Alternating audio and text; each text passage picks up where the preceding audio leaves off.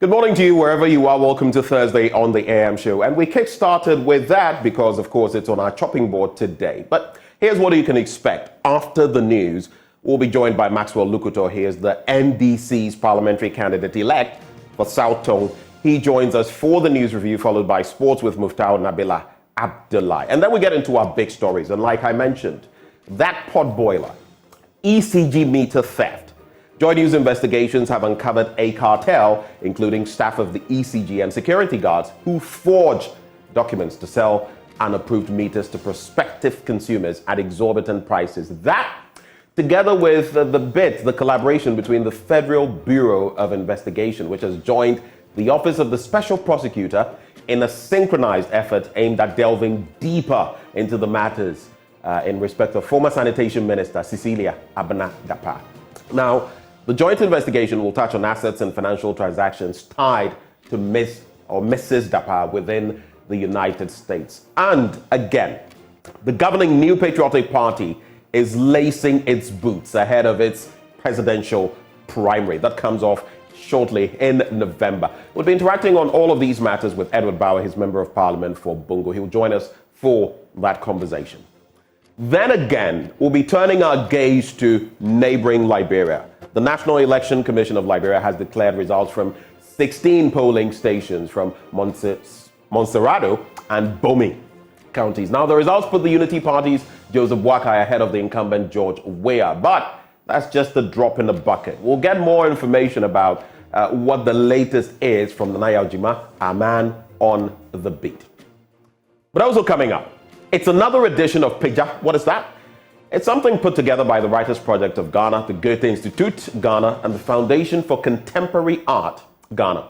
It's a 3-day literary arts festival featuring activities such as readings, panel discussions, poetry performances, talks, storytelling sessions, book launches, literacy prize awards, comics and graphic novels, exhibitions, and a lot more. You don't want to miss that, so stay with us as we host some of the organizers. And finally, we've also got updates from the National Science and Math Quiz. Is your school still in there somewhere in the mix? Well, our team will be in Kumasi, joining us later on the show to tell us what exactly is happening. And the very last bit, we'll tell you about Sewage Systems Ghana Limited. It's an engineering, procurement, and construction company with a primary focus on the provision of efficient liquid waste treatment solutions. We'll bring you an interaction with them as well. That's what you can expect on the AM show this morning. But up next, the news.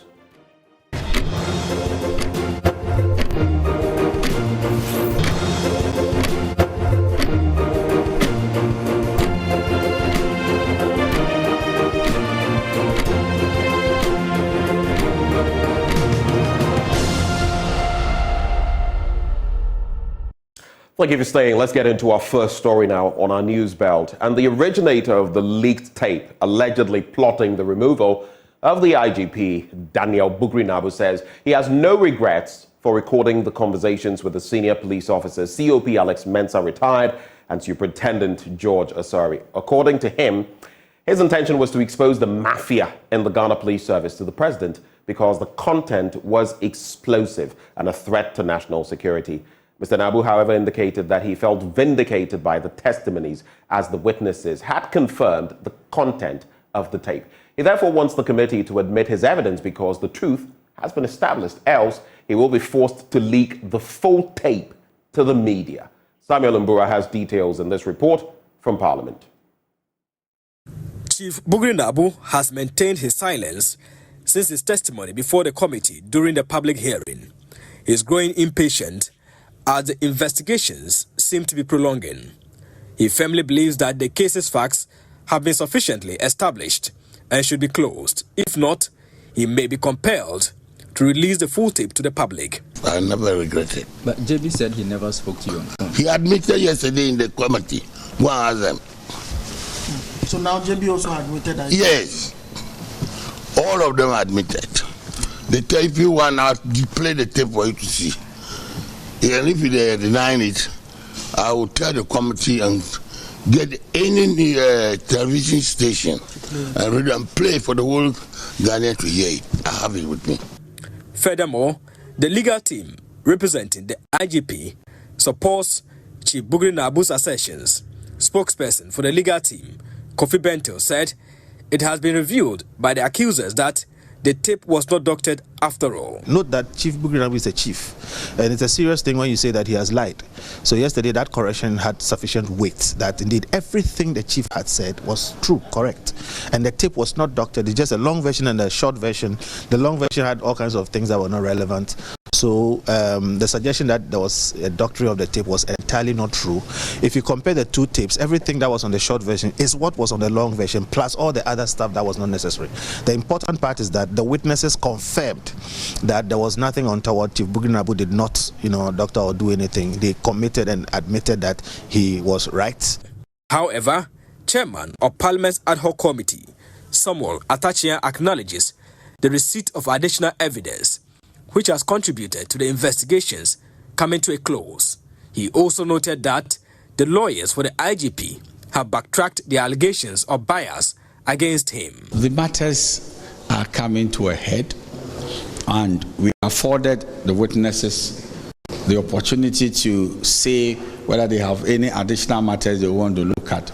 So what we've garnered so far, we want to retire and look at it, and then we could then start writing our report. So I'm not going to control IGP's lawyers.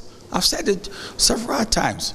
A man who has the truth on his side will come into the hollow chambers where we are, not to engage in media frenzy. That the man has no integrity and is biased. You couldn't table it before him. Is it the case that when they appeared before you, they didn't talk about it at all? They didn't talk about it at all. Meanwhile, the legal team representing the accusers of the IGP maintains that they have presented relevant evidence to the committee. Let me put on record that the evidence before the committee is relevant evidence that were brought, that happened. They had to do things that happened during, before, and after. Witnesses have provided the evidence to the committee. The view of the committee is that they will look at the evidence which you have provided. If anybody is relevant to be called to answer to the issues we have raised in our additional evidence, they will do so.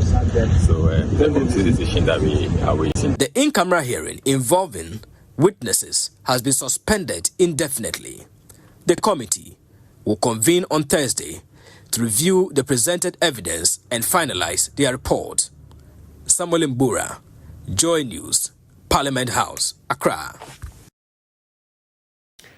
Now, an Accra High Court has granted an application to bring forward the hearing of the motion for the confirmation of the seizure and freezing of the bank account of former Sanitation Minister Cecilia Abena-Dapaah. Madam Cecilia Dapaah's lawyers filed the application for the case to be fast-tracked because the minister was going through excessive hardship as a result of the freezing of her account and the seizure of her property. The court, presided over by Justice Edward Chum, noted that the grant of the application was based on justice, fairness, and an expedited trial. Richard Kwedunyako of our legal desk has more in the following report. On the 31st of August, the same High Court, presided by Justice Edward Chum, ordered the Office of the Special Prosecutor to return the seized cash and unfreeze the account of Madam Cecilia Dapaah. On the 5th of September, the OSP complied with the court order and returned the seized cash and unfroze the bank account of the former minister. But minutes after the compliance, the Office of the Special Prosecutor re-seized the money and refroze the account of the minister. On the 11th of September, the OSP filed a motion at the High Court for the confirmation of the account to be frozen and the cash to be seized with a return date of 18th October. Lawyers for Madam Cecilia Dapaah make the point that the back and forth is killing Madam Cecilia Dapaah softly and bringing untold hardship on her. Hence, they are filing for the case to be brought forward. They indicate that the OSP is merely repeating its application. This was fought vigorously by the Office of the Special Prosecutor, who indicated they were not merely repeating the application, but their motion was materially and substantially different from what was filed previously. The court granted the application of Madam Cecilia Dapaah for the time to be abridged so the case could be brought forward for an expedited hearing. The judge indicated that the court granted the application in the interest of justice, fairness, and expedited trial. The case has now been brought forward to the 12th of September from the original date of the 18th October. The embattled minister, clad in an all-black outfit with black headgear to match, held the husband's hands and sat beside him in the courtroom. There were, however, revealing scenes after the judge rose. Madam Dapa stepped out to exchange pleasantries with private legal practitioner Martin Pebu. The former minister indicated the lawyer's comments about her case were causing her incalculable discomfort. Madam Dapa's lawyer had some verbal exchanges with a private legal practitioner, and the two parties left the corridors of the court. Reporting from the court complex, my name is Richard Kwejenya for Joy News. Now, the principal state attorney in the Upper West region in charge of the case involving a 35-year-old man standing trial for having carnal knowledge of 10 minors says clay pots, talismans and eggs are not lawyers and cannot defend persons who infringe on the country's laws. The case is over, and Rashid Anata has now been sentenced to 22 years imprisonment by the court. Joy News' Upper West regional correspondent Rafiq Salam reports from Wa. This was the reaction of Principal State Attorney Lawyer Said Abdul Shakur to the pots, eggs, talisman and cola that were buried in front of his house, and that of the Wasai Court judge Jonathan Avugu, who presided over the case of the 35-year-old serial pedophile Rashid Ahmed Anata shortly after the latter was jailed. But they buried the pot in our house and buried one in the judge's house, and then the eggs and all these are for comedy, are for fun, because we don't deal with pots, eggs in court. They cannot be a defense to anybody. Right from the start of the trial to the end, the sexual predator never had a legal representation, but probably had few people among the maze of crowd and homes consulting the marabout for his acquittal. On weekly basis, eggs of guinea fowls were seen wrapped in a white calico with Arabic inscriptions of their perceived targets and dumped at some popular pedestrian walkways in the Wa City. One of the names on the white calico is journalist and general manager of Home Radio, Faustino Asprilla. State attorney, and then Mr. Bahas, who is also pursuing the case. But we, within the media front, that's the only surprising thing. And I've heard in town that the only problem they had with me personally is I am the one constantly talking about the issue on radio, and that is the reason why the issue is not dying down. So they need to find a way so that they can silence us not to talk about the issue again. So, after all, were you silent? Well, I wasn't silent. I mean, you know, that's our job. That is what we are asked to do, and that is what the whole job of journalism is all about. You need to risk your life to go the extra length to make sure that the truth is unraveled, to make sure that you speak in the truth. So actually, we were doing day by day analysis of the reports that has been coming from the court. We were not adding anything. What the pieces we pick from the court, we try as much as possible to interpret it so that the ordinary people can understand. So you can imagine if you have your relative in court and someone is also constantly talking about it. Naturally, you may have a problem with the person thinking that they are the one that is putting more force onto the issue. But for this, our job, I mean, that's somehow some of the prices we pay for. When the date was set for the delivery of the judgment, this broken pot was found buried around the residence of the presiding judge, Jonathan Avugu. Inside it were eggs, cola, and talismans. The act was also repeated at the frontage of the house of the principal state attorney, Lawyer Said Abdul Shakur. That really did not save the 35-year-old man accused of having carnal knowledge of the 10 minors from being sentenced to serve a concurrent prison term of 22 years imprisonment in hard labor by the judge. Anybody who deceives you that an egg will stand in for you, you better look for something else, because pots and eggs are not lawyers. Thank you.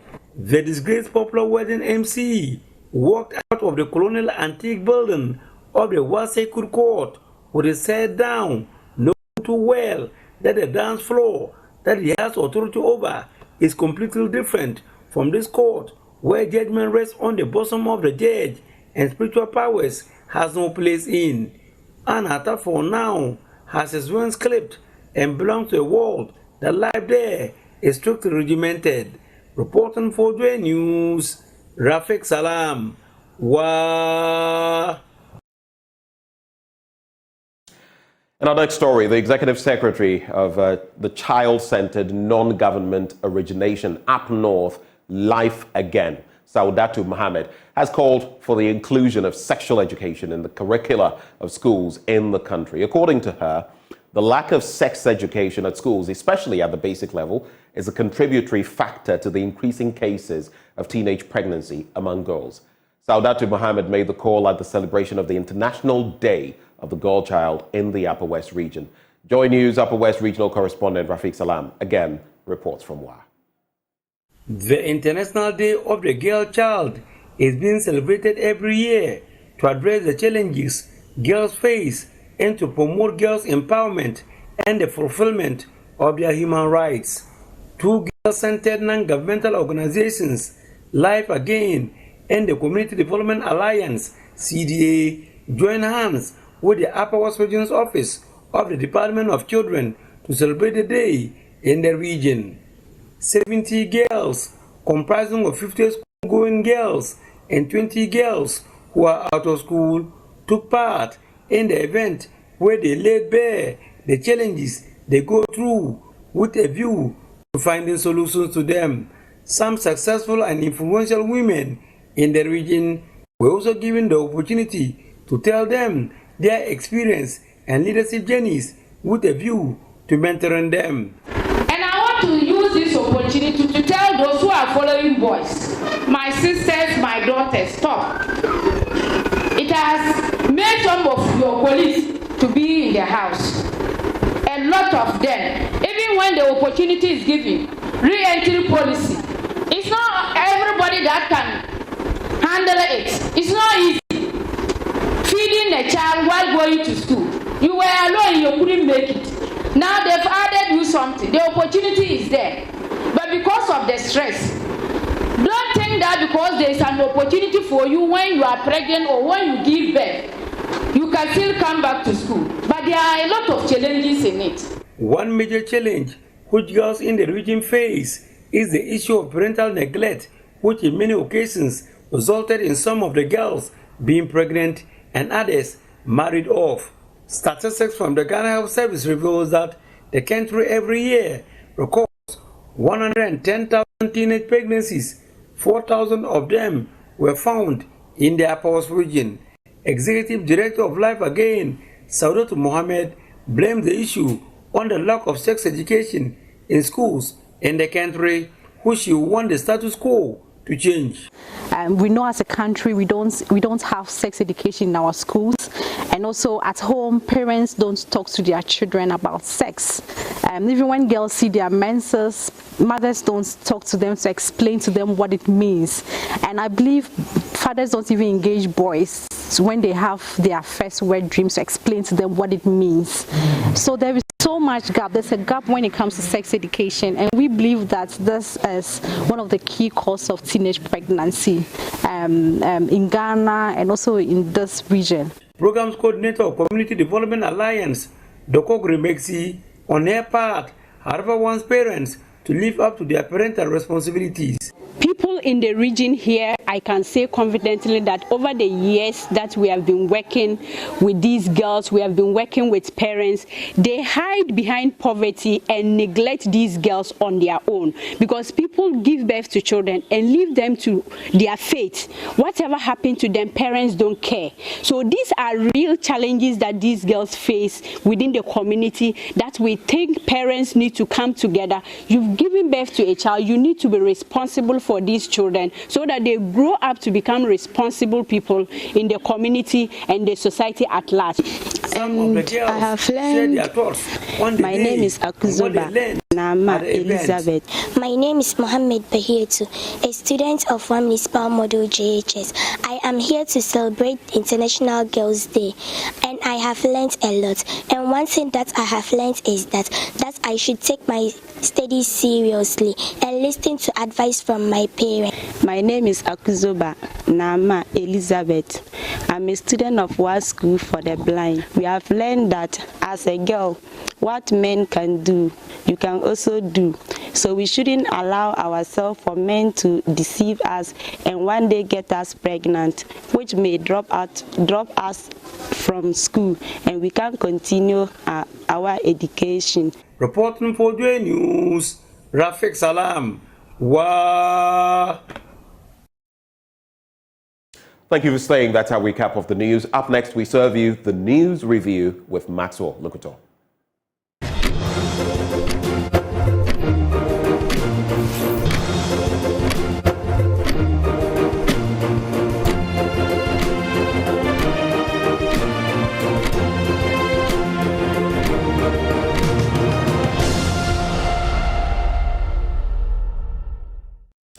Well, here we are back on air. Thank you for accepting us into your homes and on your gadgets. We don't take it for granted.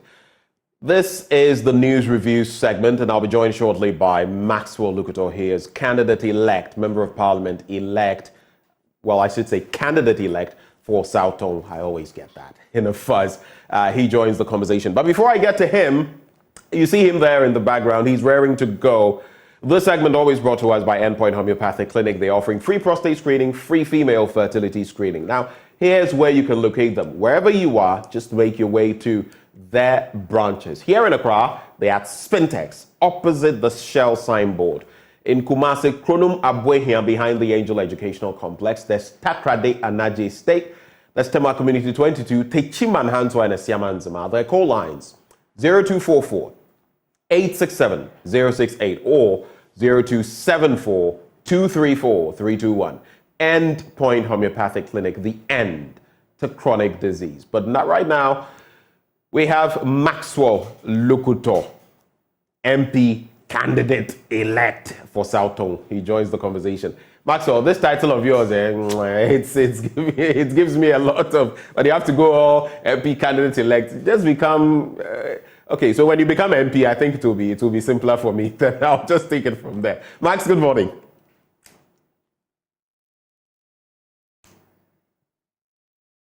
You would have to unmute, Maxwell. Yeah, good morning. Yeah. So I see the parliamentary candidate-elect, not MP-elect. No, I said MP candidate-elect. I corrected it and said MP candidate-elect for the NDC. So you are the candidate. You are the candidate for the NDC, right? Parliamentary candidate-elect. So I think moving forward, we'll just make it simple. Candidate for the NDC in that constituency, and then case closed. It'll be so. Good morning and good morning.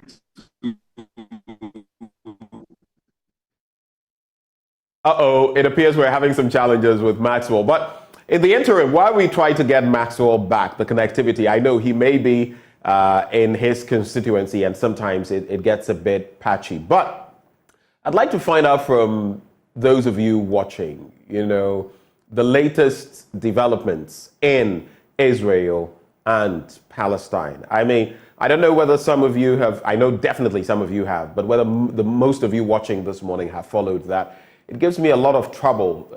For some of us in our studies, we've followed these conflicts for a long time. Intractable conflicts, as they are known in international circles. I want to know, what is your take about what has happened, the reprisal, the death toll, and everything in between? If you have a thought, let me know. You can also share your thoughts with me on the latest developments. The FBI collaborating with the OSP, the Office of the Special Prosecutor, to delve into the financial activities of Cecilia Abna-Dapa in the United States. The paper trail, basically. Let me know what your thoughts are on these two matters. But Maxwell, welcome back. What is your take on these two matters, briefly? Did you hear what I brought up? Yes, good morning. Right. Can you hear me? I can hear you. Yeah, so before I go on to what's happening between Hamas and Israel in the Gaza Strip, may I send my sympathies once again to my constituents who have been ravaged by the spillage from the Akosombo Dam. And it's a terrible situation facing my people down there. The North Tongue, Central Tongue, and the South Tongue. And unfortunately, South Tongue is the closest to the sea. And the discharge from the Akosombo Dam ends in the sea. And so when the waters cannot go directly into the sea and it comes back, the first place is pressed to is the South constituency. And so my people in Dagbeve, Amutinu, Agome, and all areas along the Volta Lake, the other side of it also, I told you the other time that people who have cages within the water body got most of their fishes in the cages lost. And a lot of things, people have their farms now destroyed by the spillage of the water.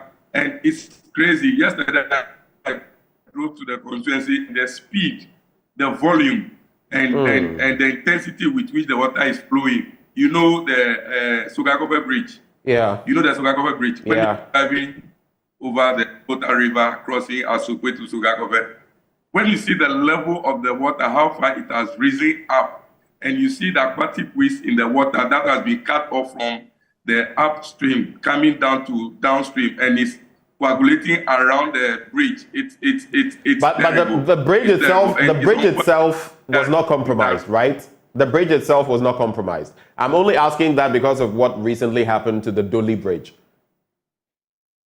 No, the bridge hasn't been compromised, but the level of water and how it's rising. And my point is that the aquatic waste that are getting coagulating around the bridge itself, I don't know what it may bring, whether it will make the level of the water rise further and further, is what I am getting scared about. And so VRA, the earlier they come back to help see what they can do to solve the problem, the better. Sincerely, they should have done better than they are doing and we are seeing now. The level of education to our people has not gone down at all. Because if they had educated the people much, because this village has been done over the years, and if they knew that the level they were going to release this year is far, far higher than they've been doing, our expectation is that at least they should call the community leaders, the MPs, the assembly members, the DC, so that we can educate the people downstream there. Some of us are technical. We can see some levels that are so low and would advise people to move upstream before this volume of water comes. And it's unfortunate that it's so close to the days before they release a news item for us to see. And it's so unfortunate we couldn't find time to go right and inform our people to get prepared. So they may have to come down. And another challenge is that, you see, when you go to Azizania, the sea brings out sand and it gathers around where the river enters the sea.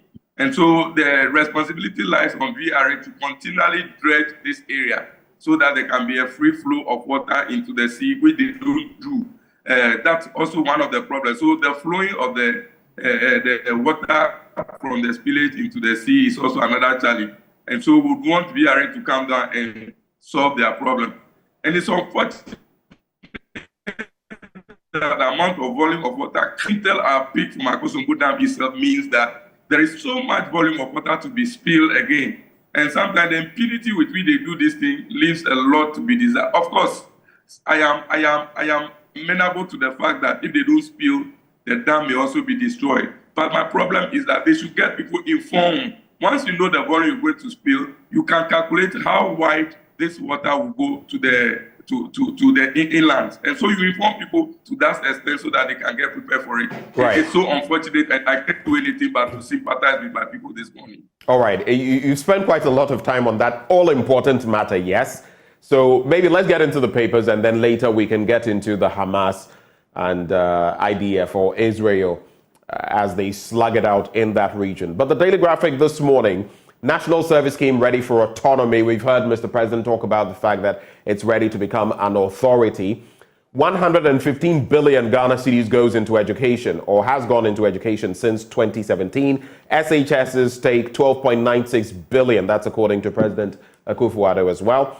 OSP FBI investigates Cecilia Dapa and give us mandate to purchase food for students. CHAS demands from government. On the back page, new shoe factory opens at Akosombo.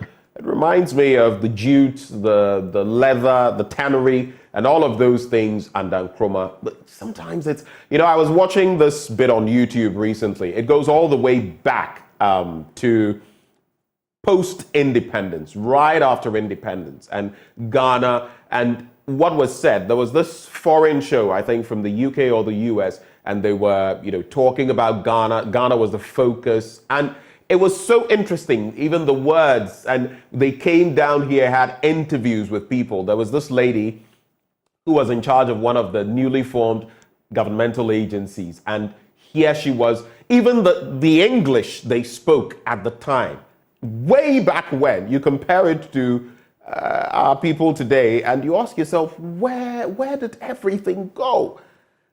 Well, someday, hopefully, we catch up and do better. Robbers mistake bread for cash and return to kill pregnant woman. That is a really bad story. I think I'll start from there.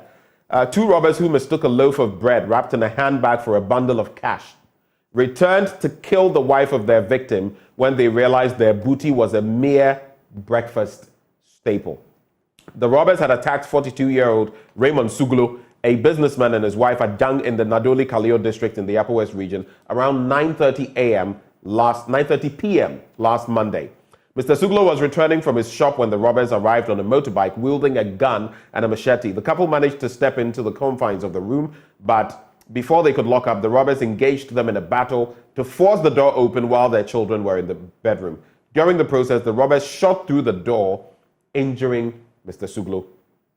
The couple released their hold on the door. The robbers entered, demanded that the couple surrender their pricey possessions, including Mr. Suglo's sales from the shop. Then they took this item wrapped in the bag in the safe compartment of Mr. Suglo's motorbike, took it and bolted. They thought it was money.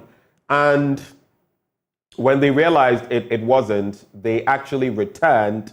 And so just to get to that point, the robbers appear to have only realized belatedly that the handbag they carried from their robbery expedition contained only a loaf of bread that Mr. Suglo had brought home for his family. They returned. This is where, it gets me. They returned to the residence of Mr. Suglo, but could not meet him. In their frustration and anger, they shot and killed his pregnant wife, Mrs.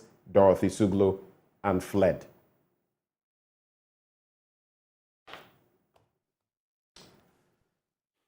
My brother, it's a terrible situation to behold. It's so unfortunate. The story would have been a comic one if it ended at where they went to find out that instead of money, it was bread. But the tragedy aspect is when they had to come back. The level of impunity, it's crazy. You come back to somebody you stole. It wasn't like he made you a promise that I'm going to give you money, maybe a ransom he was paying to. Instead of money, he brought you bread. For which reason you think you are emboldened enough to go back to him and kill him for deceit? He was holding his bag in his compartment. You decided to take it. He didn't tell you it was money. You took it away, found out that it was bread, and you had the guts to come back. This is the level of impunity we are seeing in the country today. Actually, yes, Krumayeshi, things are hot. People need cash. People need to move about and do things. Krumayeshi, I mean, we all understand that town is extremely hot, but there's no justification for something like this. Yes, my point is that it shouldn't get to yes, my point is that it shouldn't get to this stage where we begin to cut ourselves to maybe fry and eat. No, we shouldn't get to that stage. So even though Krumayeshi, things are so hard and terrible, this level of impunity and it's just bad. I don't even know how to describe it. It's so bad. I can't think about it.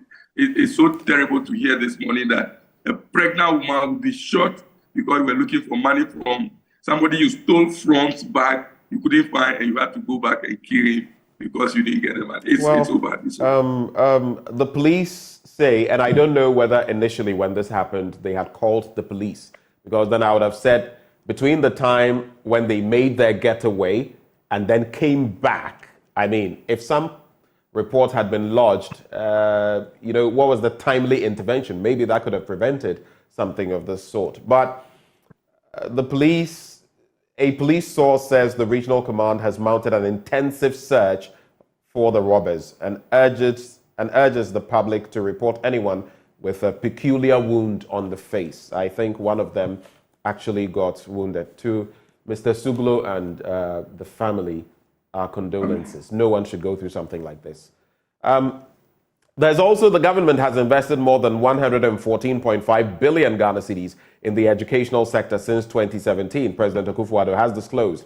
Out of the amount, he said 12.96 billion had been spent on senior high schools. Quote, at the senior high school alone, of which there are 925 schools. We have initiated a total of 1,105 projects, including accommodation, teaching and learning related projects from 2017 to date. In an almost 40-minute speech at the 61st annual conference of the heads of assisted secondary schools at the Achimota School in Accra yesterday, President Akufo-Addo said, quote, out of this, 406 are classroom blocks of various types, science, laboratories and home economic blocks, 386 dormitory blocks, 233 toilet facilities with 9 newly constructed model STEM SHSs spread across the country. Let me quickly get to page 13. An interesting matter there. And the Office of the Special Prosecutor has broadened its scope of investigations on a former Minister of Sanitation and Water Resources, Cecilia Dapa, by involving the Federal Bureau of Investigations of the United States of America. The anti-graft agency said the collaboration with the FBI was to enable it investigate certain activities of the former minister and her associates in the United States. And that's the story there. I'll just do something from the international front. You react, and then we leave the Daily Graphic. Liberia awaits election results with bated breath. And Liberians are waiting with bated breath as the National Elections Commission slowly receives and tallies results from 5,890 polling places for the October 10 presidential and legislative results, as representatives from different political parties observe and tally the votes. The 15 counties have 19 magistrates for the collation. And there's been some delay, which is attributable to the bad nature of roads, leading to hard-to-reach areas during a 6-month rainy season. Quick reflections on these? Yeah, so we would be happy as Ghanaians to learn that the 115 billion that went into education since 2017 has yielded very, very positive results for all of us, because our children are involved and all that, our wards, our guardians are involved. But if it looks only like a political talk, we were all here, we saw what went into education, the free SHS, the double tracking, the troubles it brought, the issue from parents, from CHARS, from those who are involved directly in education. I was a board member in one of the biggest schools in the Volta region, Sogakope Senior High School. I was a board member. We know the challenges that we faced as a people. And so, yes, we would wish that things go well the way we expect it. I'm not sure at this moment anybody is strictly against the free SHS policy that we are experiencing. It's only the wish for most people that it is reviewed to take away most of the teething problems that we are experiencing.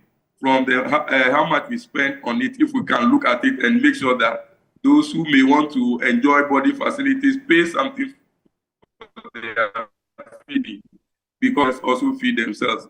So why should body students be fed for free, and those if they feed themselves, they also pay their own accommodation? So that is what some of us are looking forward for, where there will be a complete review so that most of these issues can be sorted out.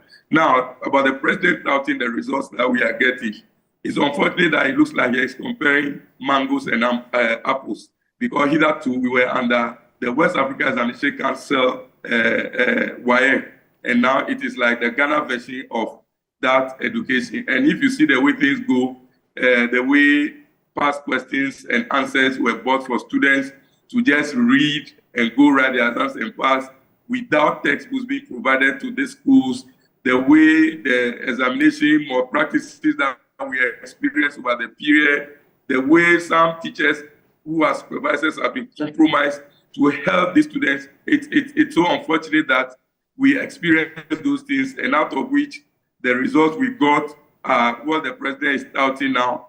I'm not sure there are things we will all be happy about. And so let us be more serious and realistic. It shouldn't only be that the president wants these results to beat his chest, for which reason he's doing this. And so going forward, let us all, as people who have been affected by these things, sit up and make sure we do our best. The Cecilia Dapa case, which has taken an international turn, makes it very interesting. And it makes nonsense of what the president said initially when Cecilia Dapa wanted to resign, saying that at the end of the day, he's confident that she's going to put through this. And now that the FBI itself is also. But he has a right to express his opinion, right? No, of course he has. But why should he preempt an investigative procedure that is going to be undertaken as the president of the land? Why should you preempt it? Monies have been found in somebody's home illegally, and as the president, you just end to say that I wish you well in your endeavor. Why would you continue to say that you know that you put through this situation? For me, is the preempting of the city coming in means that it's more serious. And the attack she gave to the other lawyer, Martin Pebu, in court yesterday Let me just put this out there. Martin shared on social media. I wish I could find the bit to read for you.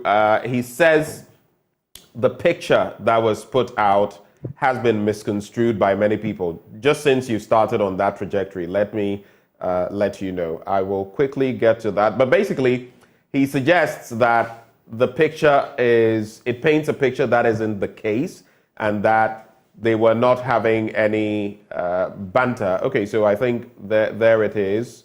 Okay, I've seen the story, but not the tweets or the post on social media. I'll look for that and read it out. But basically, he says that it's 1,000 words. I found it now. So here's what he posted. He says, "Me then Cecilia Dapa no get fight too. I have seen pictures of us in the corridor of the courthouse today." That was yesterday. "The interaction was not as bad as the picture portrays. Madam Dapa and I are cool. Naturally, she is going through a lot, so she only sought to quiz me about my commentary on her case. She has a right to ask. There was no showdown." So I think he himself has clarified what happened yesterday. Yeah, so my point is that this level of entitlement of some people, especially we are seeing in the MPP gurus, as if in Ghana and anything that happens, they can stop everybody in their track from making commentary. Look at what happened at UTV, a TV station doing its own thing, and you have the gut to bump in and to stop them that they are turning a showbiz program into a political show and all that. And Cecilia Dapa confronting Martin Pebu, whether it was as bad as the picture or not. I was in court, I only saw the picture, and I read that she confronted him. For me, what gives her that boldness to want to confront Martin Pebu as to what commentary he should run around the case or not? That's my point. So but she's merely saying that you've been, she's not necessarily accosting him about the legal process. She's merely saying, okay, so you've been passing comments about, my case in court, but maybe this or that. There's nothing wrong with that, is there? I mean, if you found someone who had been, there are people who sometimes come up to me and say, I heard you talk about this, and I am the person you are referring to, but this and that. It's okay. It can be a convivial conversation. But of course, when threats or other things come in, that is when it becomes problematic. And according to Martin Pebu, that did not happen. Ben, my point is that when these people feel that they can gag everybody from speaking freely, whilst we have the freedom of speech bill passed, and now you can say whatever you wish to, the commentary you can run around. If she has the right to keep so much money in her home, why does Martin Pebu not have the right to talk about why she should keep so much in her home? Let's get into other stories. We have less than 10 minutes to go. Unless there's something else you would have wanted to say, Max? No, let's go to the next. All right. So the Ghanaian Times newspaper, STEM education, government targets Ghana as leader in Africa, rolls out programs for groundbreaking projects to achieve goal. I think we've heard a lot about the STEM projects in the country and the way forward. But this interesting one, 61 aggrieved customers of former Gold Coast Securities picket, but SEC appeals for calm. There's also Nyaho Tamaklo Nunu Mensah urged government to address social unrest ahead of 2024 election. Two of my uncle or father figures, if you like. Nyaho Tamaklo, you know him, and then Nunu Mensah. Both of them urging government to address social unrest ahead of 2024 election. There's also GHS records 40,716 mental health cases in 6 months. 40,716 in 6 months, mental health cases. And then FC confiscates assorted bushmeat from Chop Bar and traders. So let me do two stories. The Wildlife Division of the Forestry Commission yesterday confiscated assorted bushmeat from chop bars and traders during an operation in the central region towns of Senyabreku, Winneba, and Mankesim. These included, guess what, monitor lizards, royal antelopes, both endangered species, bush rats, and bats, squirrels, and duiker. Now, I don't know, but some of these, I don't know, our protection mechanisms for wildlife in the country are just something else. And you talk about some of these bats and other things they are catching. You know that usually Ebola and the rest, that is how we get them. And people will not stop. Anyway, the 3-day joint operation, which is being organized by the Forestry Commission and the police service, forms part of an exercise to ensure operators comply with a closed season on wildlife farming. Then I'll go to page 14 and let you come in, Maxwell. Page 14. Here we go. Founding member of the New Patriotic Party, Dr. Nyaho Tamaklo, has urged government to address social unrest currently ongoing in the country. Quoting him, he says, "We need to be on the alert knowing that there are constant military overthrows in Africa. The very reasons these coups d'etats are happening in Africa are also being experienced in this country. So the government should address these important matters as we head into 2024 as an electoral year." And of course, he shared all of these thoughts together with General Nunu Mensah, both of them talking about how bad things are and how much change must be brought to bear. Inflation is also down to 38.1%. Quick thoughts. Maxwell, over to you, sir. Okay, I think we've lost Maxwell there, but I'll just check the live feed for any comments you may have. I posed some questions. I don't know whether there are any responses yet. Koblai Yomeso, what you're saying, I shudder to read, though you're talking about protecting ourselves. But if we all did that, then we would have a situation maybe akin to what is in the United States, but without their own policies and regulations there. So I'll refrain from reading your message for now. And then maybe I'll take the story from page 12. Maxwell, can you hear me now?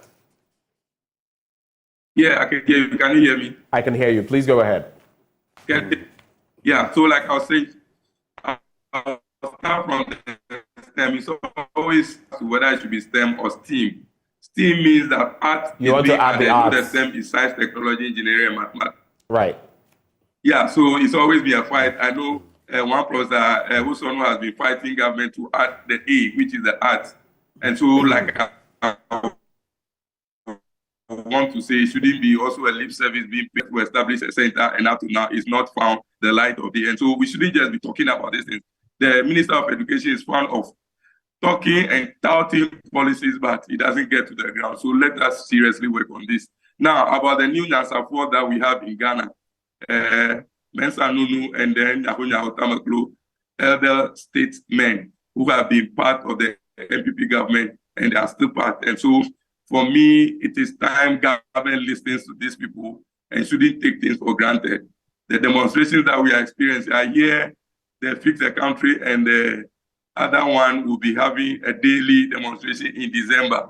And so the earlier some of the issues they raise are resolved, the better it is for all of us in the country, because it is not a good spectacle for us to behold every now and then seeing people on the street. And it looks like government doesn't care a hoot about the concerns being raised. They are only interested in preventing the demonstrators from venting their spleen and also making public their concerns. And when you continue to do that, they may find other ways to do the same thing. And so I think the call from Nyaho Tamaklo and Mensah Nunu is a timely one that government would have to look at and make sure that things are resolved, and so that we have some kind of sanity going to the 2024 elections. All right. There's an interesting, my apologies, there's an interesting editorial here on page 4 of media hubris. That is, if you like, pride or arrogance. Hoodlums, GJA and NCCE. It's an interesting story in the Daily Guide newspaper. No surprises there. And you could take a look at that story if you grab a copy of the paper and share your thoughts on that. Yeah, it's unfortunate that you see these days people talk as if media is rather the problem. They don't see themselves as a problem. They always shifting their goalposts. It's interesting. Since when have we come to realize that media hooliganism is our problem? Why people can't speak? People can't freely talk. Why? And the entertainment industry, people in the entertainment industry, so they should only go and sing, dance, and entertain us. They can't take a bite on what goes on in our political life. What kind of attitude and mentality is MPP bringing to us now? It's unfortunate. It's only the Daily Galaxy. So if I may read a portion of it, it just says, it is sad that the Ghana Journalists Association, the umbrella professional body of journalists, seems to have developed such a posture that nobody dares to question the propriety of media reportage. That is what they are saying. I don't know where that exists, but that is what... Hold for me, Maxwell. It looks like they have lost track of the constitutional mandate that gives you the autonomy to do your work without censorship. I don't know where they are reading these things from. And it's unfortunate is he a senior journalist, now the Minister of Information, and he seems to be playing to the gallery, and it's unfortunate what politics can do to people. So, he was a fine gentleman on Joy, and today he's the one who let's not attack the person of the information minister. I am not attacking. I'm only talking about the thinking of Ghanaians that because he has been part of you, he should understand you better. Right. Because why should he today say that somebody should not have his day? What did he not do? This piece, Maxwell, we have limited time. This piece, though, is not from the information minister. It's an editorial. But the person adds, such a mindset is dangerous from the GJA, whose mandates, besides ensuring the welfare of media practitioners, includes the promotion of the highest journalistic standards. Well, Daily Guide, we thank you for having the highest journalistic standards. I'll leave it there. I will accept result of Liberia election. He has said that the peace of the country, Liberia, is above his personal gain or whatever he may stand for. But a spokesperson for him insisted that he was going to win the election. Ethiopia's top student on excelling in exam that only 3% passed. Now, this has shocked everybody. This is the grade 12 exam, which allows them to get into university. Only 3.2% passed. That is 27,000 out of 815,000. Ghana School of Law, don't get any ideas. And she was the top student. That has left Ethiopia in shock. But the other one I just wanted to add, 13 hospitalized over food poisoning, and 13 people have been rushed to the hospital after allegedly eating suspected contaminated food. The victims reportedly consumed wache and at Achidia in the Asante Achim municipality. Please, even as we all, go out there and grab something to eat. I think I shared over a year ago how food poisoning nearly took my life. I was virtually, it was just disastrous. So please, watch what you eat. And in some places, I know now that because of the price of gas and maybe even charcoal, they will not cook food properly, finish cooking it and all of that. Please, take care of yourself. Watch what you eat. And let me just add this. For many days, I didn't have lights. The ECG decided to do. Thankfully, I just want to say, now that the light is back, thankfully, yesterday, ECG officials came to my place, and I've spoken to some others, including the cameraman from here yesterday, who indicated that his light was back. But guess what? After they brought back the light, then later there was a power outage in my neighborhood, and I was asking myself, I think they really want to get me, but the power came back after about 30 minutes. So ECG, I am thankful. Thank you for bringing back my light. All right, Maxwell, you have the final word. I don't think we have time for Israel and Hamas. We'll leave that for some other time. Some 30 seconds and then we go. Yeah, 30 seconds. Our lights are off in Southcom because the power substation that provides lights to all of us has also been flooded. Can you imagine? Oh, wow. So they've had to take it because else lives will be lost and the power station will be lost as well. Yeah, the power is off because the ECG substation has also been flooded. And so they may want to look for some quick recovery situation to make sure that life is restored to our people. If not, it will be from bad to worse. We are already experiencing flood, and then lights are also off, so it's double agony. I pray and I sympathize with my people who have been affected. I pray that not more, which has nothing I do, but I know they will turn things around and make sure that something is provided to these people to at least alleviate problems which we have.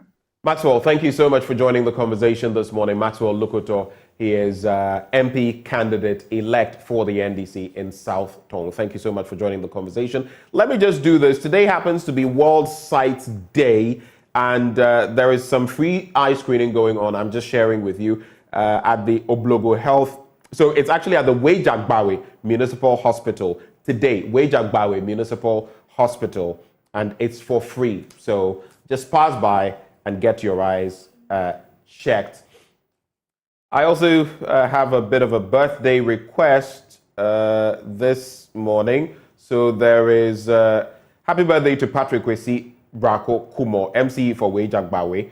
Interesting, because this is happening in your area today, World Sight Day. Happy birthday to you, Patrick Kwesi Brako Kumo, MC for Wejagbawe. God bless you. That is from Echo Sam, my producer, and the entire team. Before we go, Endpoint Homeopathic Clinic helped us bring you this segment. They're offering free prostate screening for men, free fertility screening for women. Locate them here in Accra at Spintex opposite the Shell signboard, Kumasi, Kronumba here behind the Angel Educational Complex, the Stakrade Anaji State Tema Community 22, Techiman Hanswa and Siaman Zama. Their call lines 0244 867 068 or 0274 234 321. Endpoint Homeopathic Clinic, the end to chronic disease. Ladies and gentlemen, Ghana for Sports is up next.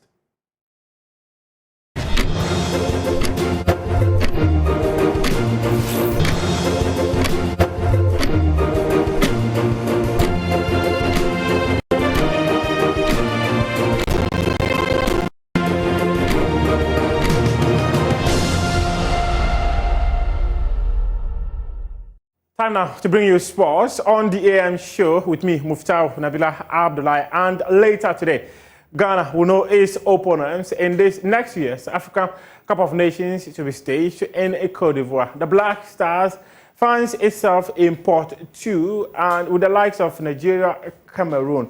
And the Black Stars are likely to be in a group that will have the likes of Morocco, Egypt, and many others. My colleague, Daniel Cranton, has the rest of the story. Coach Chris Utin and an Emran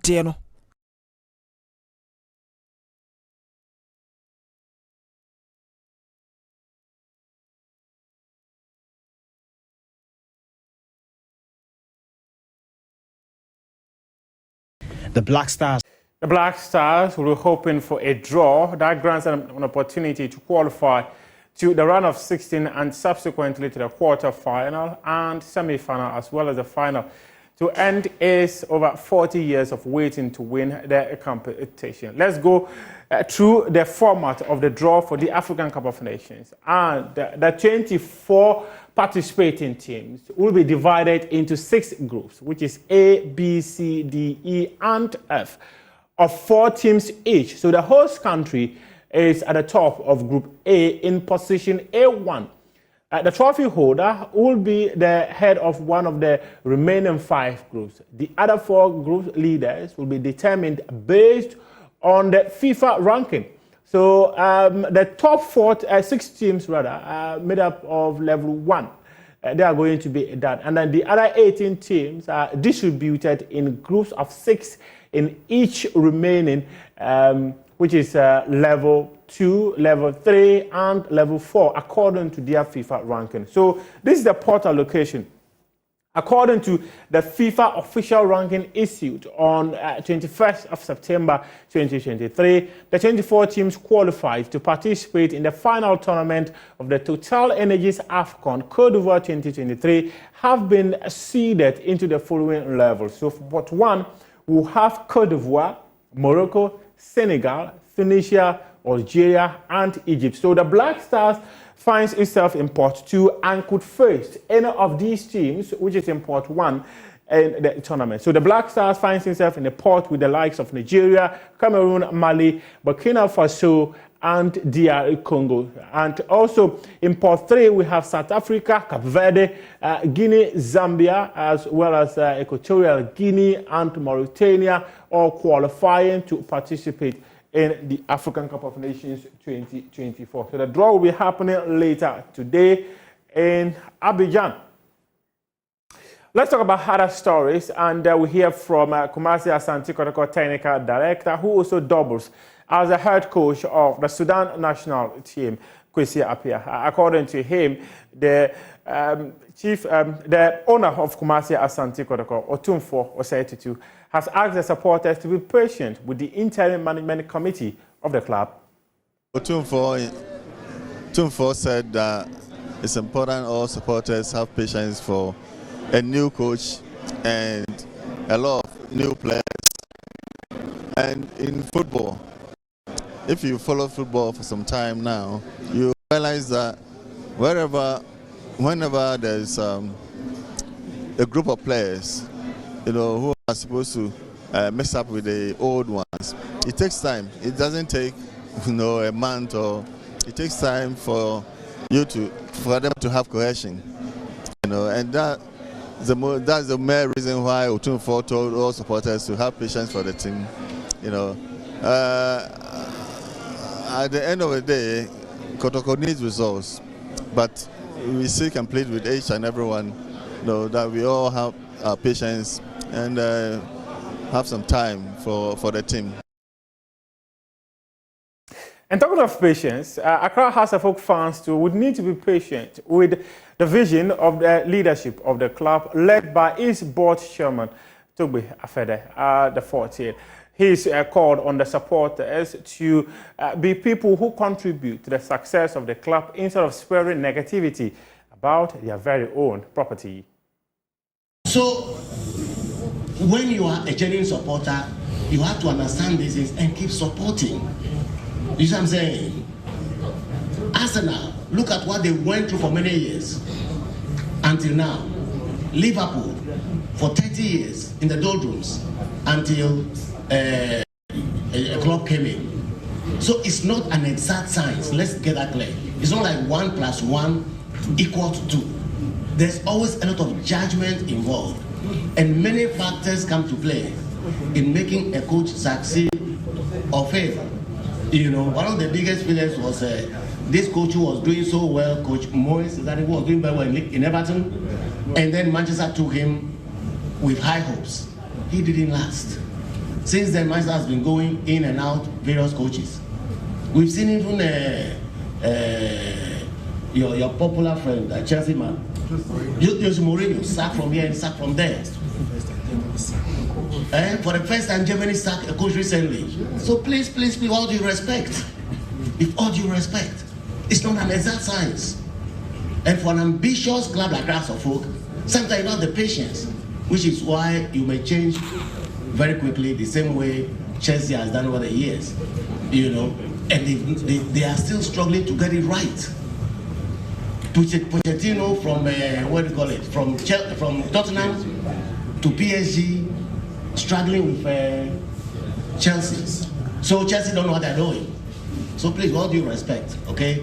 A good coach can still find a new area, a new environment difficult. It doesn't mean that the coach is totally useless. Neither does it mean that the managers don't know what they're doing. To some Ghana Premier League football action, and at the Theatre of Dreams on Wednesday, Dreams AFC came up against Insuatroman AFC, and that game ended 1-1 at the Deo Sports Stadium. And it was Abdulaziz who opened the scoring for Dreams FC before former Accra House of Oak midfielder Manaf Guma grabbed the equalizer. That was the sumptuous goal that was scored by Abdulaziz for Dreams FC to open the scoring at the Theatre of Dreams on Wednesday when the two sides met. It was an outstanding Ghana Premier League game between the two teams, as Dreams FC were involved in a CAF Confederation Cup preliminary stage competition where they came up against Milo FC the Kankan before also playing Sierra Leonean side Kalon FC, and now they have made it to the group stage of the CAF Confederation Cup. So by virtue of their participation in the CAF Confederation Cup preliminary round, some of their Premier League matches were outstanding, and now they came up against Instructuman, which was supposed to be match day one for them. And this was the equalizer. That also came from Abdul Manaf Guma, as Instructuman leveled and ended the game 1-1 at the Theatre of Dreams. Now, let's move on and talk other stories. And we are going straight to a scouting report that was put together by my colleague, Ellen Benai, the Fiamakpo. There is a program currently ongoing at the Macdan La Park as football talents from Switzerland, not scouts rather, from Switzerland, have assembled in Ghana to select the best talents and give them opportunities. My colleague Ellen Benai, the Fiamakpo, was there and comes through with this report. In attendance were Switzerland ambassador to Ghana, Simon Giga, and son of former President John Dramani Mahama, Sharaf Mahama. The first edition of the SBE Cup saw 6 teams battle it out for the ultimate prize. The players also exhibited their quality to impress the scouts present at the venue. Progen FC emerged winners of the tourney after beating Park FC 1-0 in the final.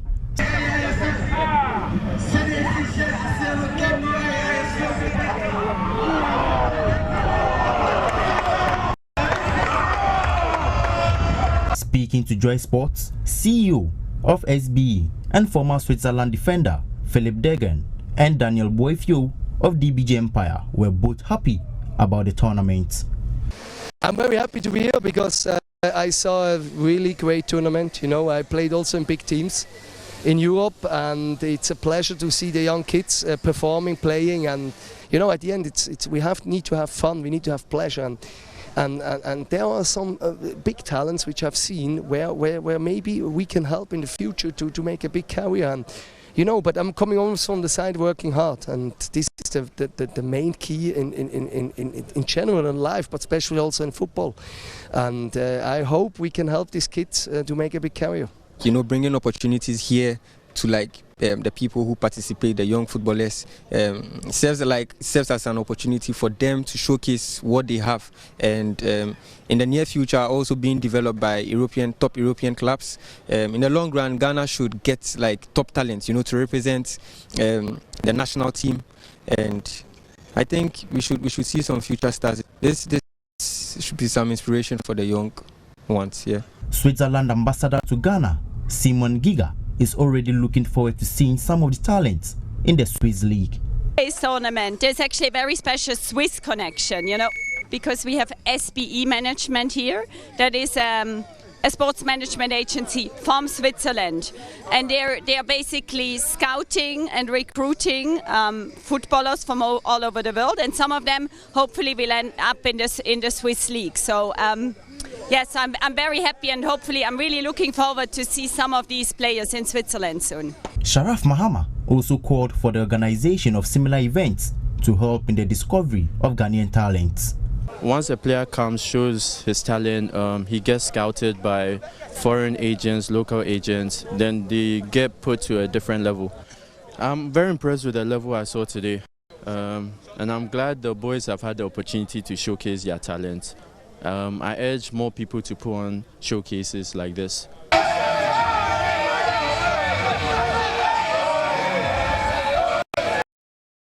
That's your sports for now. We do have more sports stories on myjoyonline.com. We appreciate your time.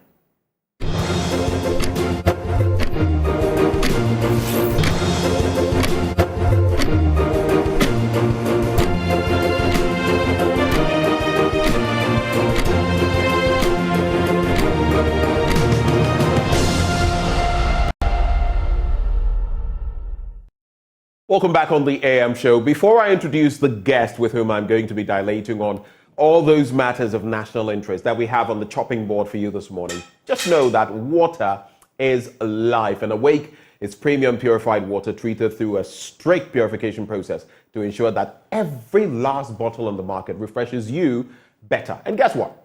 We have the perfect sizes for all purposes and occasions. 330 ml bottles, 500 ml bottles to fit your pockets and bags, as well as 750 milliliter bottles for the heavy drinkers and 1.5 liters for those who always want more.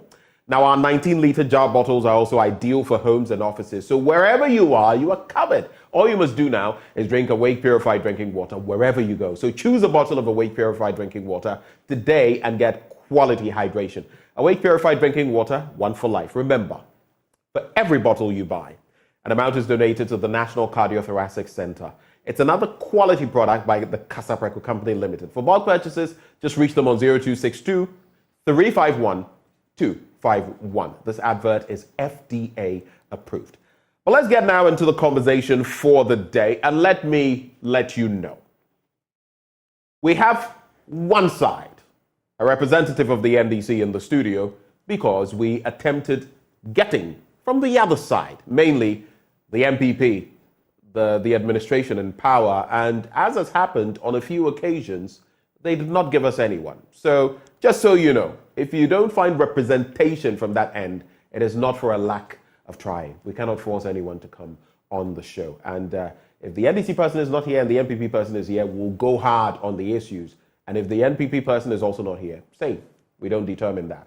Just wanted to situate that. We have joining us for a conversation on ECG meter theft, on the FBI collaborating with the OSP on the Cecilia Abnadapa issue, and then the governing New Patriotic Party lacing its boots for its presidential primary, among other matters of national scope. Joining us, he is the Member of Parliament for Bongo, Edward Bawa. A very good morning to you, sir. Good morning, boss. How are you? Did you just call me boss? I'm not boss. Hey, yeah, I'm the smallest man in the country. Are you sure? You are the bosses. You are the ones who make the laws and all of that. So you are the ones out there. It's just that some of the laws that they say that some of the things you deliberate on in Parliament. You know, be correct, right? You know, that they go well like that. But anyway, it is what it is. Thanks for making it on the show this morning. Thank you for having me. How's Bongo? Bongo is doing well. Bongo is doing well. When was the last time you were there? Oh, I just came back about 2 weeks ago. Okay. Yes, I came back first week of October, so that's about a week and a half ago. Okay. Yeah, Bongo is doing very well. Apart from the fact that you still have those challenges and the common challenges of the economy and what have you. I was just listening to your morning show, that's the radio side, and then they were talking about inflation coming down. I mean, if you look at the figure, so it's at 38.1 now. 38. We've been at, I mean, we hit something around 54, 52 point something, 54. Yeah. But the interesting part fell 48. I think we hit 40 recently, 40.1, and now it's at 38.1. But the interesting part is that if you disintegrate, disaggregate what do call it, the components, you realize that food inflation is still very high. Indeed. Yes, about 49%. It's one of the highest in Africa still. Very high. And so in rural areas like that, these are areas that will be challenging for them. Well, this is the basic need that you, as a human being, you will be relying on. And if you still have food inflation being around 49.1 or thereabout, that is a bit worrying. Particularly in the face of the fact that we have indicated that we implemented a program of planting for food and jobs. And now even there's a second phase that has been launched and what have you. So it puts into question whether there's some success in that particular program or not. The Bongo has been fine. Yeah. So if you read, since you started off on that trajectory, the story as well as in the Business Finder newspaper. So let me just bring you some scoop on that.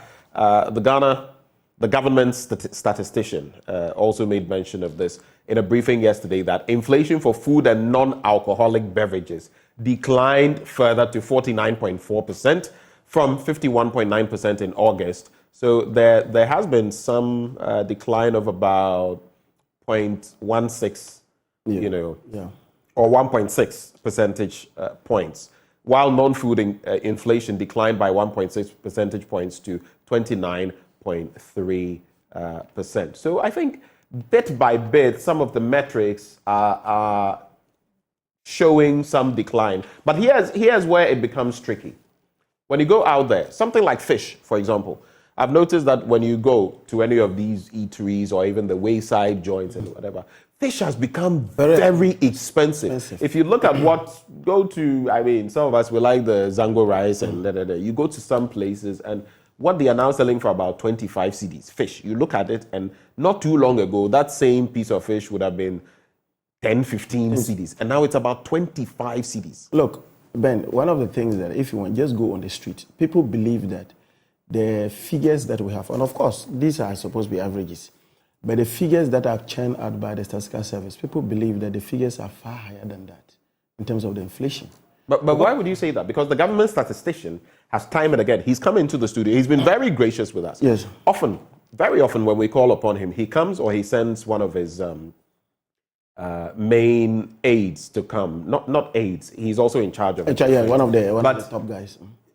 Basically, the point they make is from their basket, you know, they have, I think, they have a basket, yes. 300 or so items in the basket. Yeah. And they do the averaging, they do the weighting, and they have specific places that they go to check. So if their data doesn't necessarily reflect maybe your reality or my reality, it may not necessarily be because their data is skewed. There's also the thing about personal inflation that some people take for granted. So your inflation may be higher than the inflation of someone else on the street. You know why? Maybe you like to consume grapes, okay? Or you have taste and you want to consume certain things. And maybe because of your financial muscle, while if that person is getting grapes for 40 CDs or 45 CDs, that's like maybe his income for. So all of these must be put into perspective. I'm just saying that let's be fair to the GSS. Let's not say I am not for their figures are skewed. You see, these are figures that are averages.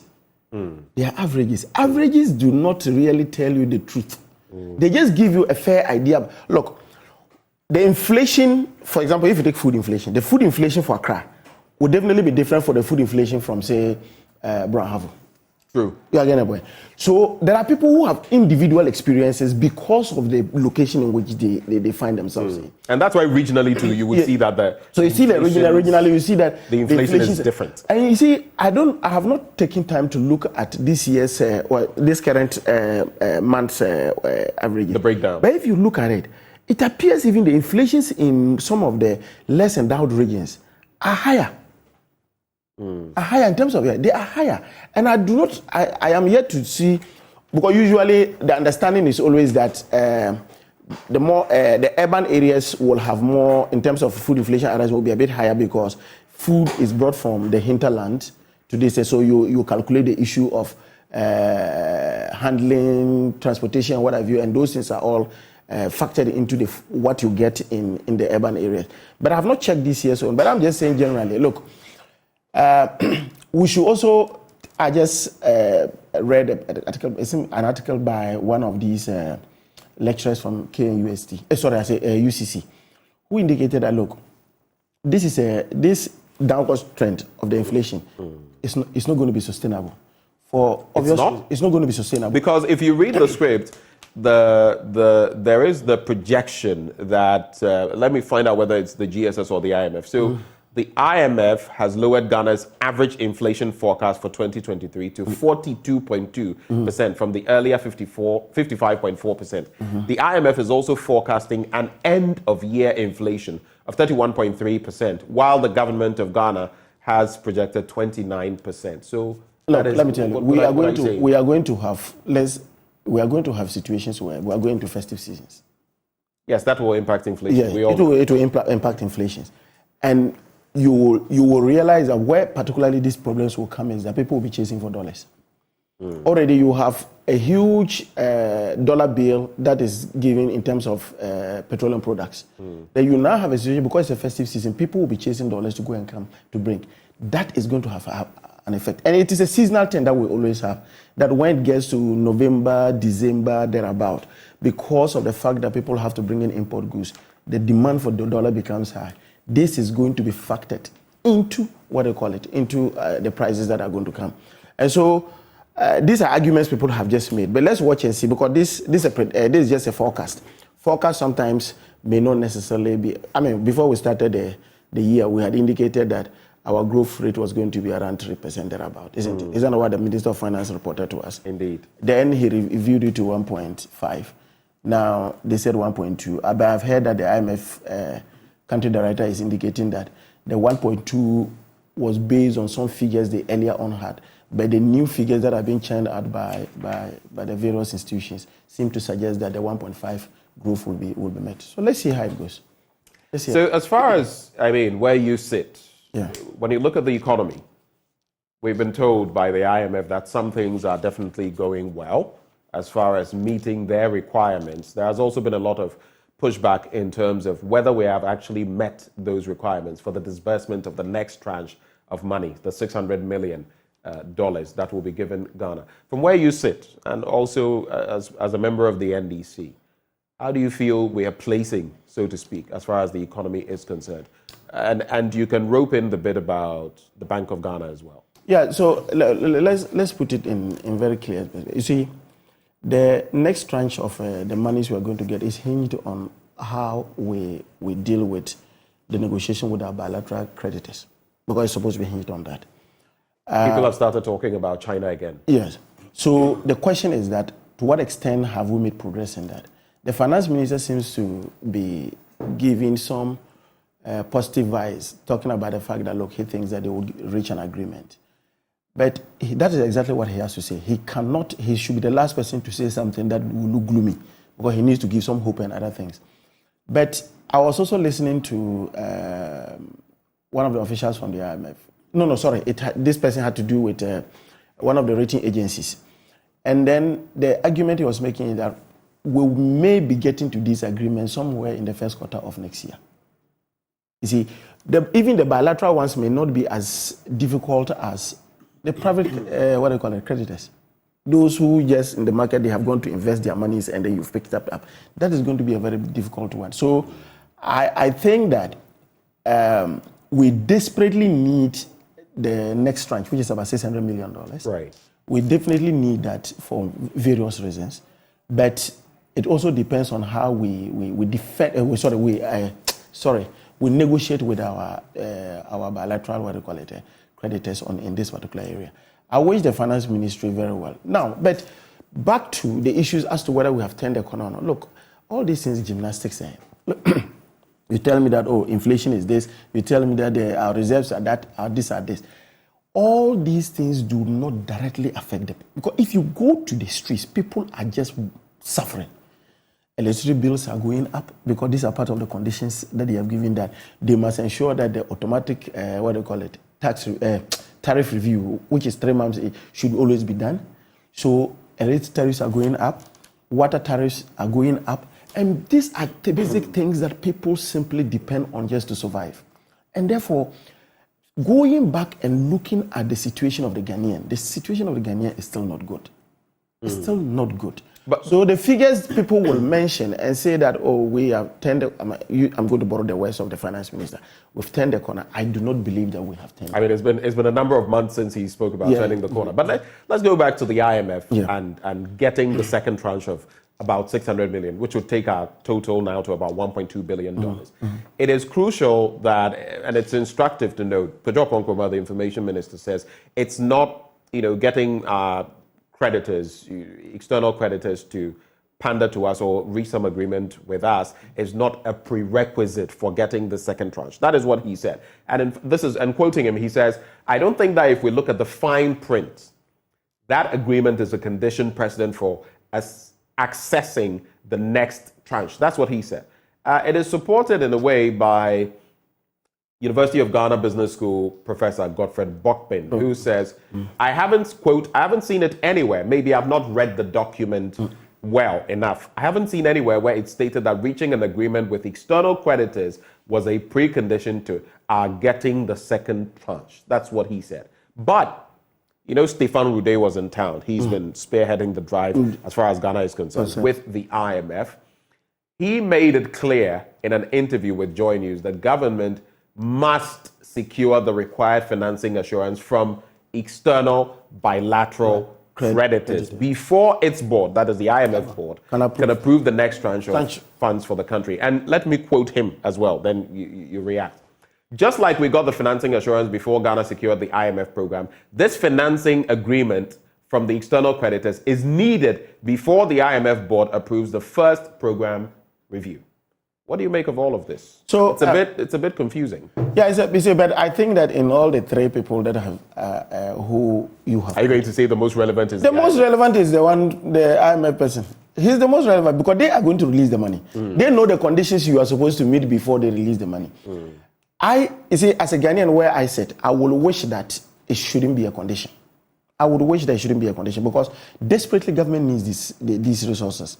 But they are releasing the money. They are indicating to you that, look, you need to meet the X, Y, Z as conditions before those monies are released. And so I just want to hope that when the finance minister speaks and says that, look, they are seriously talking to the bilateral, what do you call it, creditors, that we would see. Particularly, just as you said, particularly China.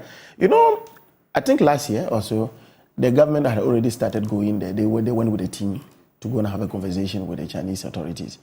The understanding I got was that it coincided with, I think, one of those their national festive periods.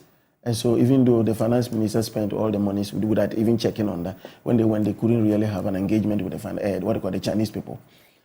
I'm just hoping and praying that they will be able to get that done. But you see, a government that had prided, you remember they said that never again will we go to IMF, never again will we do this. For a government that had prided itself and said that they had all the men to ensure that we break away from the Bretton Woods institutions, to now be at the foot of these same people and beginning. They mentioned that, I mean, COVID-19 struck, Russia and Ukraine happened. You can't run away from those. So, my brother, you know that all of us and every economist who was in this country, the World Bank and other things had said that already our numbers were on the downturn by 2019. Our numbers were downturn by 2019. Besides that, look, if you have a situation where... And there had been warnings in respect of our borrowing. Our borrowing. Because we were just borrowing. I mean, look, even during the COVID time, Ben, I am very convinced that with a very responsible government, having resources to the tune of about 21.8 billion in terms of the COVID fund. You know, whenever that figure comes up, there are concerns about the tallying and where what came from and what it was used for. Oh, look, if you look basically, and you in Parliament, you were part of the approvals. Yes, so I don't know. When sometimes you bring up these things, you were there. So you see the 21.8 billion. Gave the approval. You see the 21.8 billion. These are figures gleaned from the budget, and these were the approvals we made. And from the European Union, the Stabilization Fund, what do you call it, the African Development, a number of sources of funding. But when I talk about Parliament, let me just add this. When I talk about Parliament, I know there were times when you hauled ministers before you to give account and all of that. Yes. But I feel that in many instances, Parliament practically did nothing. Look for example, the former sanitation minister, Cecilia Abnadapa. We'll be talking about her shortly as well. 43 million, if I recall, $43 million was allocated for the ministry. Yes. Sanitation and water resources, and the work that had to be done. I remember when she was brought before Parliament. I don't know. I wasn't satisfied with the responses. Were you satisfied? What happened from there? So you see, with Abena Cecilia, sorry, what's her name again? Cecilia Abnadapa. When she was brought to Parliament to answer those questions, and she indicated that, gave a breakdown of how these expenditures and other things were made. Usually when you have a minister come and state that X amount of money is meant for this or has been used for this, the only time you can go after is that when you have an audited account. When you have an audited account of actually what has been approved, what has been expended. The Auditor General did not come out. Yeah, because those things have not been audited yet. And so sometimes... Not yet? At least they have not been presented to Parliament yet. Right. You see, so what then happens is that you are handicapped in challenging the public officer when the public officer says that X amount of money is being used for this. Today, you hear that as part of the problems when unfortunately this scandal broke, people quickly went to talk about the amount of money that was approved for, what do you call it, the amount of money she said she had used for the desilting of the odor and what have you. People quickly went into areas like that. The only time we can have ways of commenting on some of these things is when there's an audited account on these things. You see how actually these things were being. And it's not just the question of whether you said you spend this and whether you did it, whether they should look at proper performance audit to see as to whether what was devoted for her is being done. It's just like when we're talking about the issues of when people were talking about the COVID things and said that it was misused. The only time we started commenting on it properly was when, as part of the IMF conditions, that they needed to audit the COVID funds. And when the COVID funds were then audited, then it confirmed the suspicions that we had. Our mechanisms apt in terms of, because it appears when you look at the Auditor General's reports and all of that, thankfully the last one I saw, which had about 15.1 billion Ghana cedis, I think, in terms of irregularities. Yes. About 99+% of it was recoverable, but sometimes it is not. So don't we have a rather reactive rather than a proactive system? Because in more advanced, not just jurisdictions, but where financial accountability in places like Japan, they don't wait for things to get bad for you to misuse before. There are measures in place which can quickly check you before things get to the worst. In Ghana, things get to the worst. No, but in Ghana we do have that. So in Ghana, in all the ministries and what have you, that's why we have the auditing, the internal audit agency that takes care of that, and that is supposed to pre-audit your expenditure. You understand? So the question is whether the internal audit agency is effective in that. And how all these irregularities still happen all the same. Because remember that the internal auditor is still answerable to the chief director by a mechanism. That's his boss. It is. So are you by this saying that whether NDC or MPP, you all dabble in the same game? Because we have all of these irregularities all the time. No, but they are not. So what you're basically saying? No, hold on. I refuse to agree on that. Let me make this point. Yes. Are you suggesting then that, depending on which administration is in power, yes, then the chief directors at these ministries, agencies, and the rest will have a role to play, and so auditing may be skewed. You see, but because every time we have throughout this fourth, when you have financial irregularities doubling about 200-300% in terms of increases, it tells you that there's something wrong. So it's about the quantum for you. Basically, we live in a human institution. You acknowledge that it happens, but it's about. Oh no, I cannot for a moment. Because I will be deceiving myself and deceiving the public to say that you have an audit report and you may not have the issues of financial irregularities and what have you. You have them. You have those ones. The question then is that what are the levels? Because if, for example, today, I see that in the course of the Auditor General's report, he says that the total financial irregularities maybe is just about, say, 15 billion. And the year after that, I see that it's about 12 billion. And the year after that, I see that it's about, I know that somebody is doing something right, trying to reduce this. But when you have a situation where these figures are increasing in an astronomical manner, it tells you that, one, the internal audit agency is not doing it very well. So the internal auditors in the various places are not doing their work very well. But more importantly, the superintending officers are reckless and are people who, to a very large extent, do not have this country at heart. That's my conclusion. Well, it's interesting, those words coming from you. Before we've started talking about Cecilia Dapa, we'll get to her shortly on the back of the latest developments. But tying in what we're talking about, irregularities and all kinds of shady things that are happening in different agencies. We have a new documentary out, and it highlights ECG meter theft. Now, guess what? Staff of ECG, some even within the security services, then you have outsiders, even security people are in on this, and they are charging for meters over and above what is required, and meters that are even meant for some people are being given to other people. In fact, in some instances, they arrange in such a way that payments are made, and then they fix these meters, and the people end up not even paying for electricity at all. That is the latest. It appears the rot, its tentacles have reached every last facet of our national fabric. Have you watched a bit of? Yeah, I've just seen the excerpts of it, but power thieves. Yeah, power thieves. I've seen the excerpts also on your screen, but it's an issue that as an individual, I'm even putting up an article on it. You're putting up an article on that. See, let's first start. Look, if you go on your meter and you read your meter, what do you see? You normally see that they say this is the property of. Yeah. I don't know whether it's the government of Ghana or the ECG. They put it there. Yeah. It's on there. I think it's ECG. ECG. There's a reason for it. Essentially, The meter is not even for the customer. So essentially, it's supposed to even be free. What the ECG or, for example, Netco, because these are the two, distribution companies. What essentially they do is that what they charge you is what they call a service charge. They have to come and put up all these things, connect you, and that's what they charge you for. But technically, the meter itself is supposed to be free because that is not your property. Right. That's the first point. 2, the issue of meters basically, you and I know, is just because that is how ECG will know how much power it has given out and be able to recover revenue.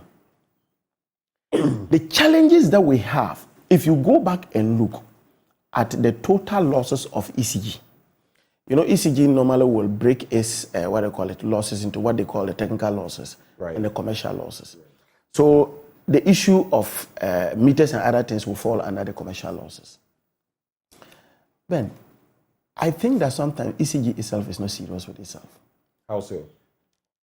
How on earth, and that's the first part before I come to the fake ones, how on earth do you produce, you know that there are a lot of communities that need power.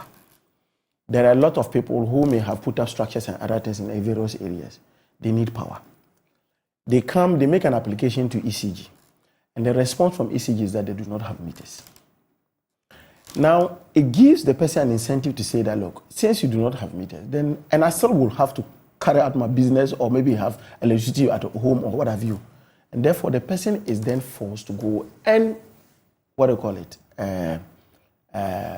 illegally tap into the grid.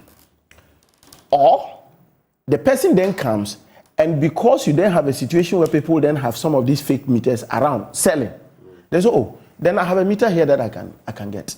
Pick up that meter to go and put there. Per the Ministry of Energy's own document that they authored, they call it the, I've forgotten the title, but it has to do with the indebtedness of our energy sector. Says that. So what has to do with the IPPs and all of that? Yes, basically, but it is just total indebtedness in the area.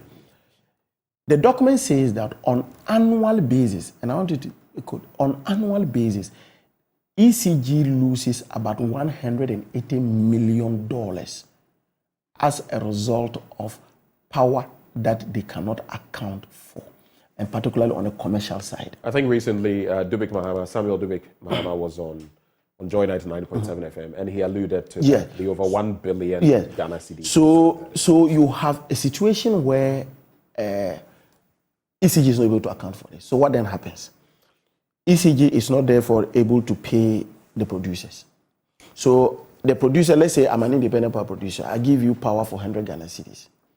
And out of the 100 Ghana cedis, currently if you look at the total losses of ECG, it's about 34%. So it means that if I give you a total of about 100 Ghana cedis, ab initio, you cannot account for 34 Ghana cedis. So already from day one, you are already making a loss. You're running losses. So then you cannot pay all the other functional zones upstream, whether it is Gridco for the transmission cost or what they call it, the generators, whether it's an IPP or VRA. You cannot pay for that. And that is why that particular sector, and I'm using just the power subsector, is struggling over debt. Now, PURC will tell you that they have what they call a benchmark.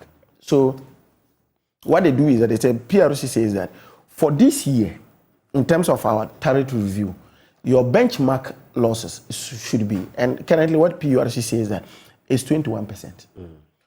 So it means that if they say that your allowable losses should be around 21%, what it technically means is that you and I pay for 21% of the losses. If they do up to 21% losses, who will pay for it? Through our tariff. So anything beyond 21% becomes a liability on the on ECG. Right. So if you have a situation where that would leave them with some 13% to account for.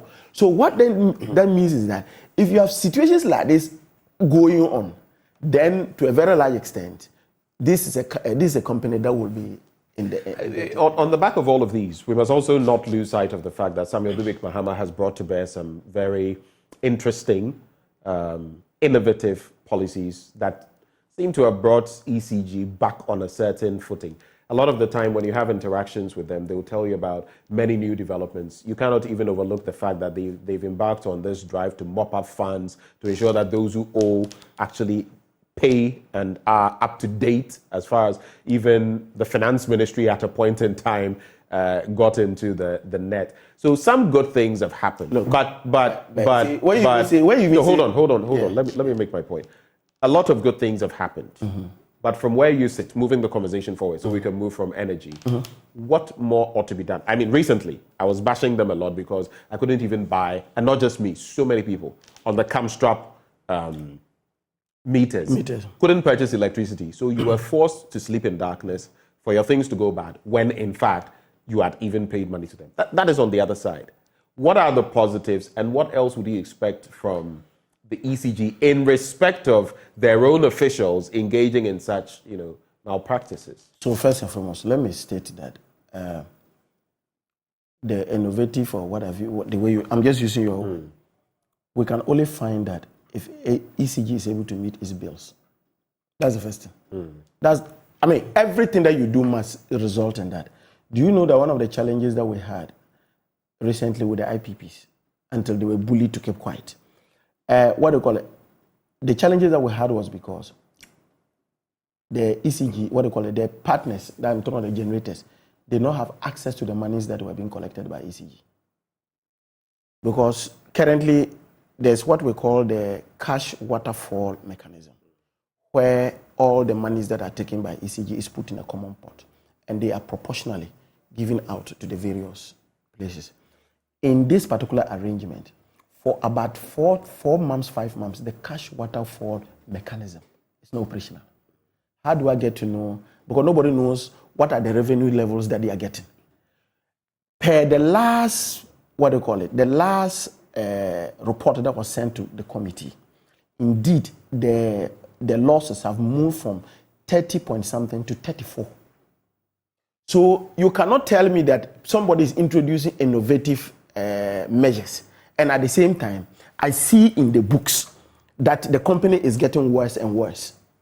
So are you saying that nothing positive is happening at the ECG? No, I would want to see. It is not the PR. It's not the fact that, look, you remember I used to work there.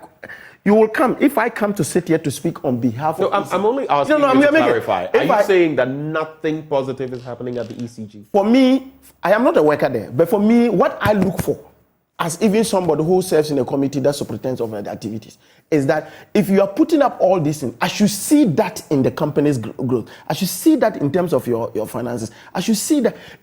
Their finances have gotten better. Their finances have got better. Look, go back. Have their finances got better or not? No.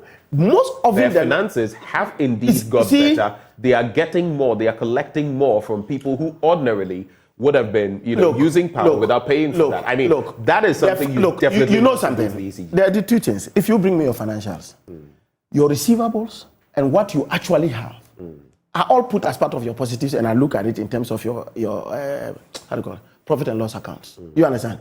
So the fact that they have been able to retrieve those still will be incorporated in the figures I'm seeing. Right. And so I am telling you that even looking at their receipt, assuming that they have not even been able to receive or they have received them, it will reflect on their performance. And I'm telling you that if you look in terms of just their technical and commercial losses, they are increasing. The figures are increasing. Are you not happy about the fact that based on the recoverables or what they are, the sums of money, the receivables, the sums of money they are actually getting from places where they would have actually been losing rather than getting money? It's also aiding in settling the debts of the IPPs. Are you not happy about that? Are you aware? Look, are you aware that as we speak now, you see, the IPPs do not even, and that's the challenge that all of us have. I talked to the chamber of. You spoke about the cash waterfall. No, not that. The fact that even how much is received, nobody knows. Yes, I have heard talk of that as well. You see, nobody knows how much is there, and I'm saying. And I've heard of even disparities in what one gets versus another. The question I am making is that, for me, in all these things, I should see some progress in terms of the financial health of ECG. Because it impacts on other functional zones within the power subsector. The change. I am not seeing that. And I'm saying that I'm just hoping and praying that in all these measures that he's putting, maybe there's an incubation period to see the results. There's an incubation period. So I'm assuming that maybe all the things that he has come to tell you that they do, there's a gestation period for it, and that we will see the results. But as at the last time they came, their losses had become worse. It had moved from 30 point something to about 34%. And I'm telling you that is simply not a mark of a company that is being managed effectively. That's my... Finally, I mean, I brought this up. You've still not addressed it. The last time I interacted with the MD of the ECG, he made mention of the fact that to cut out some of these guru boyism and all those things going on, they are automating more and more. And that I think even, he made mention of the fact that I think 80+% of the problems that were, found in that latest documentary no longer exist. Is that a good thing? Cutting out more and more of the human interface. Yes. That's what he's saying. Look, as much as possible, if they can cut off the human interface, that would be very good. Right. 2, I want to know when this documentary was shot. You understand? Then you will, because obviously... We didn't air it immediately. These are investigative documentaries. No, I agree with you. That's what I'm saying, that I do not know when this documentary was done. So he's saying that all these things exist. So this goes as far back as, anything between March to May thereabouts. So March, different places. Different places. So the question is that, so between March, May. So his argument is that between that time period, May, and now things have changed. I don't have evidence of that. I can only take him for his word. But I'm just saying that hopefully we should see those figures. And Ben, I will personally share those figures with you when they come again, because they will be coming before the end of the year. I look forward to that. Yes, I'll share those figures. Let's quickly get into this. And then I also want to get into, Nyaho Nyaho Tamaklo and General Nunu Mensah have been speaking on the issue of the state of affairs of Ghana. I want us to get into that. But before we do, Cecilia Dapa, she is saying now that, the processes are still ongoing, and she is saying, her lawyers are saying that the freezing of her bank accounts is, wreaking havoc on her, so to speak. Excessive hardship is being brought to bear. We heard about her deceased brother's account and transactions going on, and she says these are merely for the school fees of his children and all of that. But now we also hear that the Federal Bureau of Investigation of the USA has been roped in, collaborating with the Office of the Special Prosecutor. Your take? Yeah, so first I will, usually you would not want to wish anybody going through what Zendapa is going through. Obviously, if your accounts are frozen and you have no access to your funds, ordinarily it should have a toll on you, unless maybe you are some supernormal person. So I can understand the basis for which the lawyers of Cecilia Dapa had gone to court to ask for an expedite, what do you call it? The process, the determination on the frozen accounts and then the seized funds. So I can understand. So to a very large extent, I think in my very humble and uneducated mind, legal mind, I think that it was a fair thing to by the court to say that, look, we want to hear this very quickly, so that determination is made. 2, I think the Cecilia Dapa should also not be worried. You see, even as public officers, we are all enjoying that before you even take up your portfolio, you declare your assets. In fact, the NDC, as a party, ensured that all parliamentary candidates in the last elections declare their assets. Does that thing really work? There has been talk about the fact that people even present blank sheets of paper, and honestly, how do you know that? Fine. How do you know that? I'm saying that's why I'm saying from the grapevine. But I'm saying technically, if a lot of these people we see come into government, in and out of government, people who some will tell you have never really done anything before entering politics, and there are so many of them on different sides, okay? And then you look at them before entry into government, and you look at them a short while after. They've become so posh. And you ask yourself, under normal circumstances, even if the person were making about, let's even be charitable, 50,000 cedis a month, which is not the salary of a minister or even a deputy or an MP anyway, I think it's only the president thereabouts who has something in that range, and the vice. How possibly they could come up with such assets within? I mean, you don't need to be a soothsayer. You don't need to look into a crystal ball and see that something is amiss. I perfectly agree with you.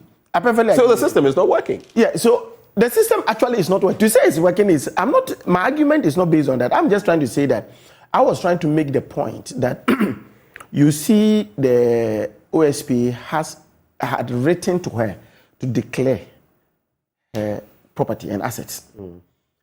One of the cases that the OSP has sent to court now is based on the fact that she had refused to declare those assets when she was written to. And I'm just saying that as a public officer, the first thing you should have done was that even in assuming that office, the law says that you should declare that. So all you may have been doing now will be to do an update of that.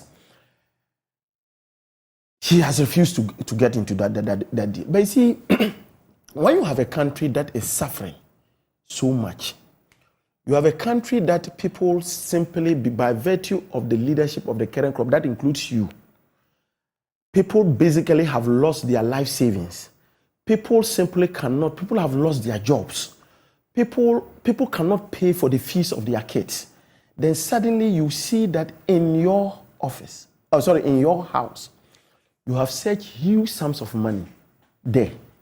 And if what the OSP says and what we read in the newspaper is anything to go by, and I'm very careful because some of the parts of the cases are in court and I don't want to deal with those. Right. But if what we read in the newspaper is anything to go by, you have a situation where even some monies that are found within your property, you seem to say that you don't even know where the OSP seemed to suggest, and I saw a curious article by Elizabeth Ohene on it, which I don't want to even get into, but seemed to suggest that she had concealed parts of them in different parts of the home. But the other argument is that, of course, when you have money, you don't just leave it lying. When you have helps at home and all of that, you don't just leave it lying. You put them in places where even if a robber came home, they wouldn't have very clear access to. You have a situation where government officials are telling all of us that we must, as much as possible, see how we can bank our monies. We should send monies to them, and there's always an encouragement to do that. Then you have one of the principal officers of the economy have such huge sums of money in the house. Figures that they are scandalous to the poor man. When you look at them, when you look at the figures that they are mentioning in the various homes. And the Cecilia Dabaso own becomes, in my mind, if you can find this with in the house of sanitation and water resources minister, what then happens in most of the, in my estimation, the richer ministries. What do you expect? But of course, you have a situation where it tells you the level of corruption in this country. And it gives a bad name to everybody who is in public office. Because now, there was just a survey that was just done by, Global Info Analytics, after this Cecilia Dapa's case, as to whether Ghanaians believed that politicians kept such huge sums of money in their homes. And you'll be surprised at the figure, huge figures, in the levels of about 70%, that people believe that politicians keep such huge sums of money. Why do politicians keep those things? Because they know that they will have to explain if they have to put them in accounts. They cannot explain those. So let me put that to you. Since you're a politician, why do you politicians do that? I've just told you the reason why politicians, and I'm making this point very clearly. Broadly. The reason why, you see, because, look, I give you a typical example. Just recently, I sold a vehicle of mine, and then they had to pay it into my account. Right. What happened was that my bank called me and asked me, they've just seen some sudden large sum of money deposited in my account. And I said yes, because I had sold a property, and that is what I put there. And that call came through because you're a politically exposed person. And some of us are even that. So when there are transactions, immediately. So immediately I needed to send the documentation to my bank. to explain that that transfer into, which is what should be the case. Yes, that should be the case. Now the situation is that the reason why you have people like Cecilia Dapa and co put such huge sums of money in their houses is that if it should go to bank, how are they going to account for it? How are they going to explain the expenditure? How are they going to explain the sudden money that has been transferred into the thing? So yes, you will see these things, but it goes back. But explanations have been given. Some 200,000 was supposed to belong to, is it a daughter or a niece or something? And there's no. That's what her husband said. There have been explanations about the deceased brother's account still funneling funds. The explanations have been given. Yes, so it is for the court to have a determination on those things, and I don't want to prejudge her before that. But I'm just saying that the optics of it is not good. The optics of it seem to suggest that, look, people would have known you over a period. You remember that they said his brother owned some X amount of money. People from the neighborhood where he was a chief said that the man in his lifetime knew that the way they saw him, just generally, is the point you were making, that you see the person that before the person goes into government, suddenly you see that the person's circumstances would have changed so drastically. They knew the circumstance of the man. And they knew that looking at the circumstances in which he found himself, some even say he was a cobbler or something like that, to have such huge sums of money simply was not true. So these are people who had stayed with them. But it is for me it's not for me to make that determination. Right. I believe the church, but it goes back to speak on the issue of corruption.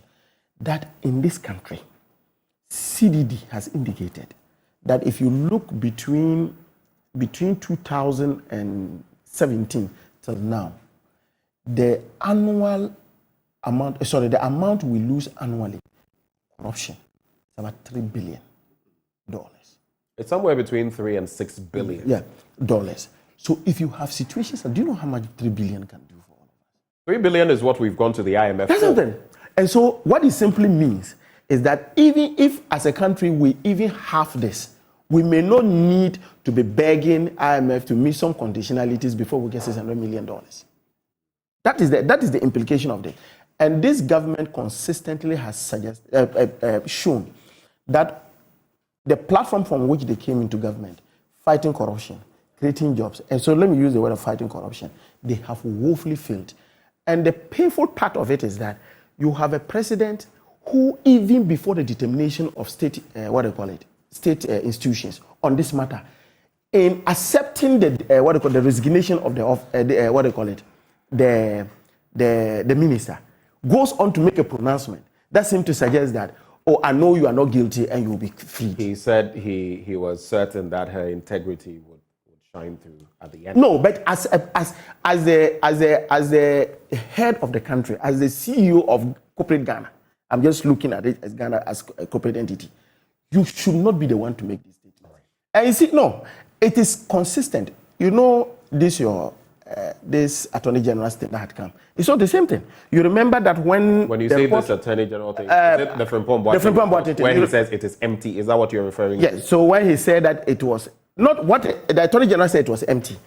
But if you look at the statement that was issued in April of 2019 by the president, he had indicated very clearly that, look, that these were just a list of grievances. He himself had cleared the man before even the principal officers, whether the CID or the even went into the case. Okay, so I'm just telling you that this is staying on that trajectory. We have to go in a bit. There's also Dr. Nyaho Tamaklu.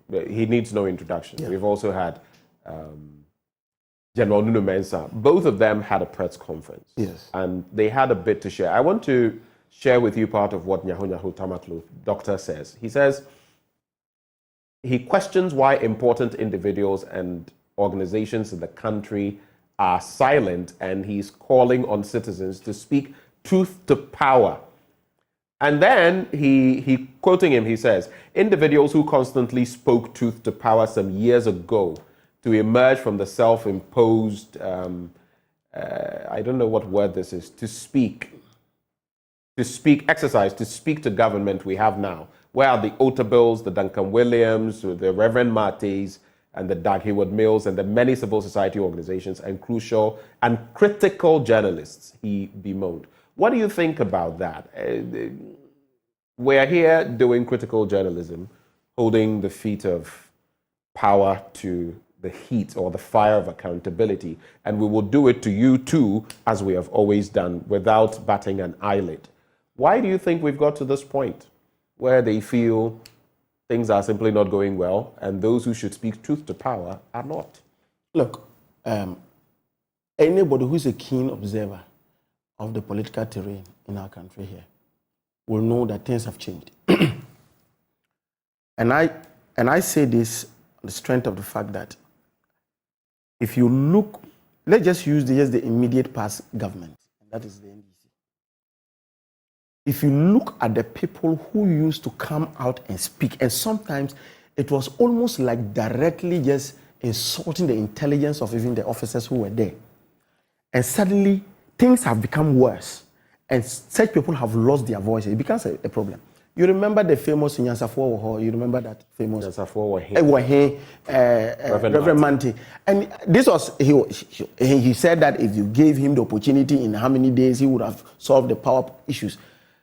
This was a man who was speaking out of even ignorance, because he didn't even know exactly what the situation was. But was bold on public using their church purpose to really chastise government on that. And suddenly, the same situation or even worse happened. They are quiet. And so I can understand. But that's a choice, right? Yeah, it's a choice. But you see, I then will have a situation to say that anytime the shoe is on the other foot and you are speaking, I don't take you serious. You are a hypocrite. Because if you are a person of principle, and you see, these people are listening to because of what they represent. They are listening to because they are the clergy, and they think that, look, if you were to go into Duncan Williams' church, or you were to go to Otterber's church, or you were to go to Reverend Mante's church, this is a place where you have both NDC, NPP, and others. They are all there, isn't it?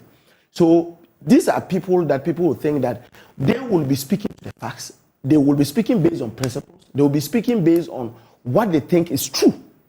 But if you have a situation where you speak as a result of patronage, because these were people that obviously you would have not, based on the conduct as we see now, that these were people who were patronizing who are patronizing the current government, and therefore have a challenge in criticizing them. Even one of them had said that he has stopped reading national news and is now watching this animal, the thing they do on TV, Nat Geo, you know, Nat Geo Wild. Nat Geo Wild. That's what he's now watching, animals and other things. He has stopped even. Why have you suddenly found interest in watching those things instead of being interested in national issues? I am just telling you that these are things that are very unfortunate. In terms of, you were talking that you are being critical because as a journalist, you know that you have colleague journalists who, before 2017, they were household names. Even in this your station here, they were household names, but suddenly they cannot be found anywhere. I do not know. No, I am telling you, I have. You see, that's why I'm making the point that we had journalists who were almost everywhere, talking and making, and when they speak, you would think that at the end of the day, they will, if you were to give them this thing to say handle, they will handle. Or maybe they were people of integrity. And suddenly, the Nigerians will say that when there's food in your mouth, you don't talk, because that's not courteous, isn't it? And you will see that is happening. And for me, where I find, let me also state very clearly that there are very fine journalists. There are very fine journalists who will really, irrespective of who is involved, as long as it is the question of, because I have dealt with, for 6-7 years, I was dealing with journalists. That was my job. And so I know some journalists and I've known their behavior over the period. And I have known some journalists that suddenly, well, I'll tell you this for a fact. I see where you're going, and I know of why exactly you're going on that trajectory. But here, we try our hardest. It's a human institution, but we try our hardest to live by the tenets of independent, fearless, credible. I see that you put as part of your, you put that as... And that is what we aspire to. No, I see, and I'm saying, you see, it will be wrong to use the same brush to paint everybody. Right. So I agree with you. And that's why I've stated that we have a good number of journalists who simply do their work and do their work very well. I have known, for example, that your station here has come under serious criticism because some of you have chosen to hold the government to account. I have seen those things. Some of your hosts, I remember one of the days, there was a press conference that was being done somewhere, And surprisingly, when they listed a number of what do you call it, media houses, I didn't hear Joy FM on it. So I sent a message to the person and said, how come that your station is not part of this play? Because I know that you have come under the heat over some of these issues. But that does not still defeat the point that says that there are a number of media houses and journalists who, before 2017, were household names. They could criticize, they held the government accountable, and it confirms what John Mahama said, that if he did at even 10% of what this current government is doing, he wouldn't have served his full term. Edward Bawa, thank you so much for joining us this morning not for tea, but for a hot conversation. See, I didn't even get a cup of water even to drink. Ben. We'll take care of you. We'll give you some Awake Verified drinking water after this. But Member of Parliament for Bongo, Edward Bawa, joining the conversation. Stay with us. Before I introduce what is coming up next, let me just let you know that your favorite TV game show in Ghana, Step Up, is back with another amazing season. This time, we're stepping up with Syntex Tank. Step Up with Syntex Tank will see contestants answer trivia questions to win cash prizes of between 400 all the way up to about 6,000 Ghana cedis weekly, and other products from our sponsors. This season, you, viewing at home, should watch out for the Syntex Tank question of the week. Be the first to answer correctly via WhatsApp or SMS to the number 0508 338 888 and win incredible prizes from sponsors. The person who answers most of the weekly questions the fastest gets a 65-inch Samsung television at the end of the season. Step Up with Syntex Tank, a unique television experience. Step Up with Syntex Tank is sponsored by Bell Ice, MTN Momo, and Angel Cola. Now, no matter your needs, your water needs, Syntex Tank has it all. Syntex Tank is the first to introduce double-layer tanks, and now you can have as many layers as you want. Syntex Tank has been the first to introduce white inner layer tanks in Ghana, and they're now introducing to you the customer specs order, which lets you order any color and any size of your preference. Syntex Tank gives you the longest warranty of 7 years, which no other tank producer gives you in Ghana. So whatever your water consumption, size of project or demand, choose Syntex Tank. They also have agents nationwide. Just call Syntex on 0244 335 168 or shop online at syntexgh.com. Syntex Tank, a strong, a tough. Now from here, Bernice Abubeidu Lanza will be taking you over as we head to Liberia. We're going to be hearing from Nanaya Ojima, man on the beat in Monrovia, as the polls have actually been ongoing. We'll bring you all the scoop up next on the AM Show.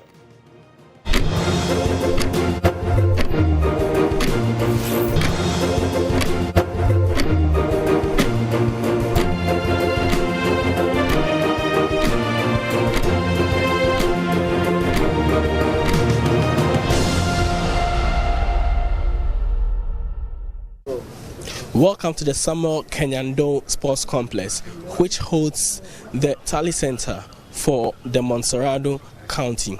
Presently, it is set up to receive results from various polling stations within the Montserrado County.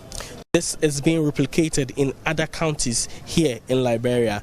In there are representatives of various political parties, observation missions from the various interested groups, and also in there are some of the officers for the National Electoral Commission who are actually leading the process. So far, it's expected that by 4 p.m. today, the Electoral Commission here in Liberia will release the first phase of results that have trickled in so far.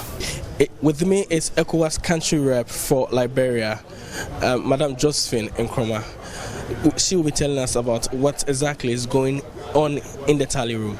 Madam, welcome to Joy News. Kindly give us an explanation of what is happening there. Okay, so basically this is really to enforce transparency in elections. And as you know, like many other countries, we have our administrative capitals, our electoral districts, and what have you. So basically what this is doing is that all of the information per county that has been collated from the polling places, these results are then put in manual, non-tampered envelopes, and then brought to this center, the magisterial center, where the tallying goes on. From this place, you have all of the party agents situated here, with observers as well. They open these envelopes, they go through the results, and then they feed them into the system. And it's done in this manner to ensure transparency. It's done in this manner so that parties also can corroborate what was given to them by their agents at the polling places. Don't forget that this information that is brought to this center has already been signed off by party agents at the polling place. And so this is the next step towards the final declaration of results. So from here, as you see, this will be inputted in the systems, and then the final collation will be done at the National Elections Commission for the results to be declared. So basically, it's building transparency, ensuring the credibility of elections, so that by the end of the process, the outcomes are acceptable to all. But also more important, it also ensures that at any point in time where any party has an objection to what is brought to this level, they have the proof to support their statements, to ensure that should there be any dispute, it is evidence-based. It's not based on any accusations that are unfounded, and to ensure the timely adjudication of such disputes. So this has been replicated in other counties within Liberia? Yes, it's replicated in other counties. So Liberia has 15 counties. For the more populous ones, you have the magisterial centers or the collations, the county tally centers divided in two. So Montserrado here, where we are, being the most populous county in Liberia, is divided into two: Upper Montserrado and Lower Montserrado, and is made up of about 20 stations, each of them doing one part of the Montserrado County. In all of the other counties, this will be going on. In Montserrado, fortunately, the road network and infrastructure is much better. So you will see that Montserrado, being one of the counties that is keenly contested, and which, of course, once elections is keenly contested, there are always the simmerings of this dispute or discontent. So this provides a quicker assessment of the tally results here. In Nemba County, which is also one of the keenly contested counties in Liberia's elections for 2023, you have again this county divided in two places, Upper and Lower Nemba. That ensures that we are able to coordinate the tally, the results as quickly as possible. Hello, good morning to you. Thank you so much for staying here on the AM show. I'm Bernice Abubedulanse, and just gone by, you saw my colleague Nanaya Ojima interacting with one of the observers from ECOWAS in relation to the Liberia elections. He joins us via Zoom for some more updates on what's happening in that country. You know how it goes. It's very fluid, and the figures keep coming in as and when. Nanaya, is there any updates, especially on the results that are trickling in from the Liberian elections?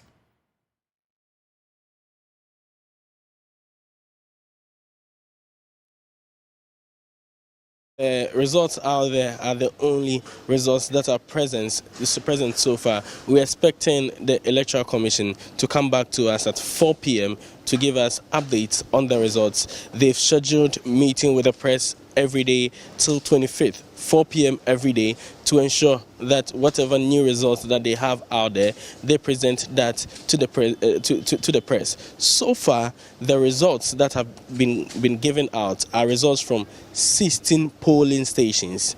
That these are polling stations, not counties. 16 polling stations, just polling, not even a precinct. Now, these polling stations come together to make a precinct. For instance, in Ghana, we say constituency, and these are polling stations. They come together to make one constituency. So we'll pick results from the polling stations, put them together as precincts, and later put all of them together as counties and present to the people. But presently, what the Electoral Commission has put out there are results from polling stations, and per the results that have come out now from 2 different counties, 16 polling stations in 2 different counties. Mr. Boakye, Joseph Boakye, the opposition party, is in lead, less than 3,000 votes difference for him. George Oponwea is still behind Mr. Boakye. The other 18 candidates, the figures they got are nothing to write home about. So this is what we have for you presently here in Liberia, Monrovia to be precise, concerning the results that are trickling in. And Nanaya, we know that we've been told that the results that we've seen so far are inconsequential, obviously 16 of these polling stations. But is the Electoral Commission in Liberia giving any reason for what appears to be a seeming delay? This election ended on Tuesday, today is Thursday, and the results are not coming in as fast.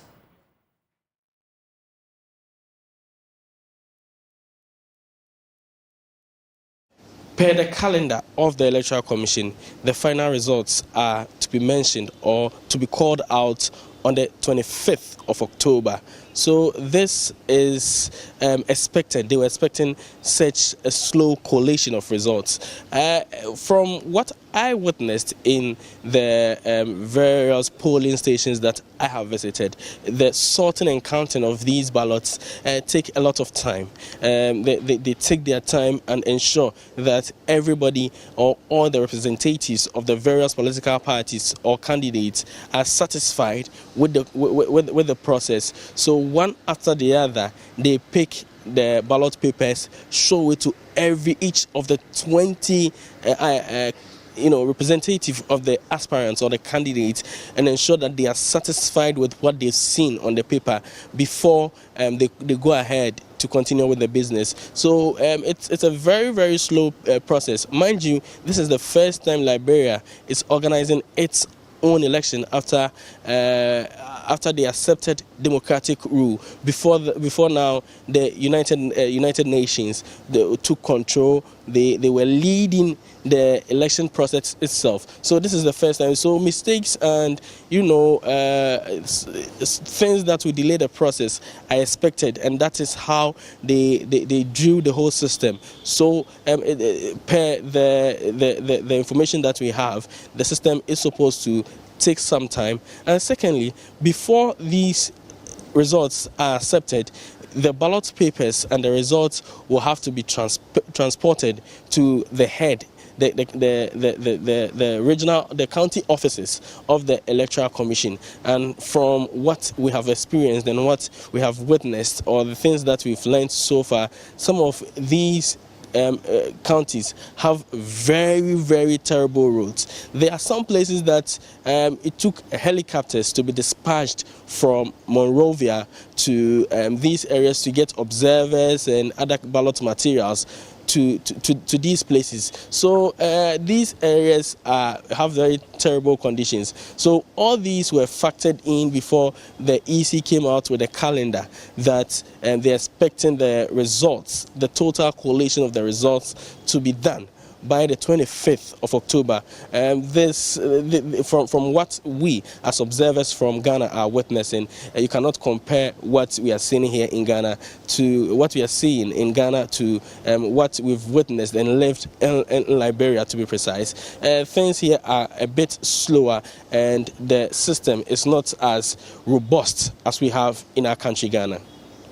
Finally, Nanaya, what have the political parties been saying? That's if they've been speaking at all. And what have citizens also been saying about the entire process?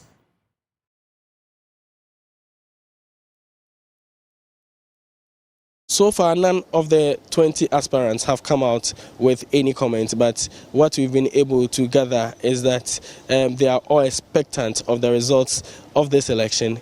And before now, we got the opportunity to go into the streets and talk to some of the people within Monrovia. And what they are saying is that they're expecting credible election. They believe that whoever wins, only if the results are credible, they will give their support to the various persons who, or the individual who is elected as president. So Monrovia is very calm. The people are expectant of the results. It's early days yet for any of the supporters of these candidates to go onto their streets and start jubilating, in terms of the results that have come out so far. So things are very calm on the streets of Monrovia. Aljima joining us from Monrovia, Liberia, with updates on the elections there. Do stay with us. This is your election headquarters, and we're still stationed in Liberia, bringing you all the updates you need on that very crucial election. You're still watching the AM show. Coming up shortly, we have a conversation about Peja, a writer's project. Do stay.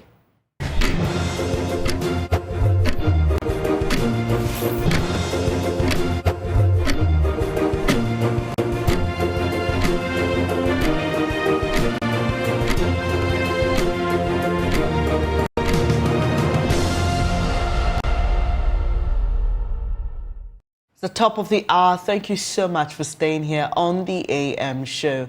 And if you are an ardent viewer of Joy News, you know we've started the NSMQ 2023.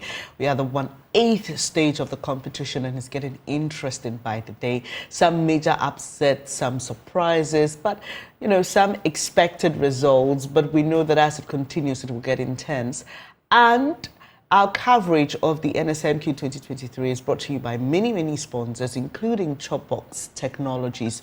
Today I've been joined by Casey Owusu. He is CEO of Chopbox Technologies, and he joins us to share more on what they are about and why they decided to help us in covering this. Hello, Casey. How are you doing? Thank you for having me. All right, great. So what's Chopbox Technologies all about? We are an online service that provides convenient services to parents, teachers, and students across the country. So if you're in boarding school and you need access to books or provisions, anything like that, you can just go on the website, chopboxonline.com, place an order, and we'll just deliver it to school. So the idea of just providing convenience to parents, teachers, and students is what we're about. All right, so it's a site, right? So yes. How do we access it? We just type in Chopbox Technologies? Chopboxonline.com. Chopboxonline.com. Yes. And so what this is almost like an online market, is it? Yes, it's an online market. We have over like 7,000 items on the website. Right. From books to provisions. We're looking forward to adding pharmaceuticals to it. Okay. The idea is just to build some kind of ecosystem of solutions around education of students who are in boarding school. So that if you're in school and you need access to provisions, you need access to pharmaceuticals, or you need access to books, you can just go online, just place an order. You can even call customer service, or you can just text us on WhatsApp, and we can just provide the services to you. And your services are all over the country? All over the country, yes. Wow. Yeah. That's impressive. Thank you. Okie dokie. So there you have it. Shop provisions and prospectus delivered conveniently on campus. Right. I like that I see a brand that's supposed to be for babies, but you all know that in high school, that's one of our one of our staples, right? Yeah. Interesting. So I mean that's the number to call, but look, we're taking it a notch higher with Chopbox Technologies. We just want it to be convenient for you. I know in times past, and I experienced that in high school. Yeah. Mom had to send me something through a bus. And it never got there on time, and then things got damaged and then got messed up. So thank you for this wonderful link. But I'm just curious about, how did you birth this whole idea? So I actually went to high school in Ghana. I went to Pembroke College. Okay. When I was done, I had a chance to live up in the States for a little bit. When I came back, I wanted to find a problem to solve. And I think one of the problems that came across at the time was just students who have to carry their chop boxes to school. I would be driving around and I'll see students, carrying their mattresses, trunks, all the way on one truck. I'm like, well, somebody has to do something about it. So I just started doing some research on it. It's not an easy thing to do, really. Mm-hmm. But we're here now, so let's see how it goes. Okay, yeah. Right.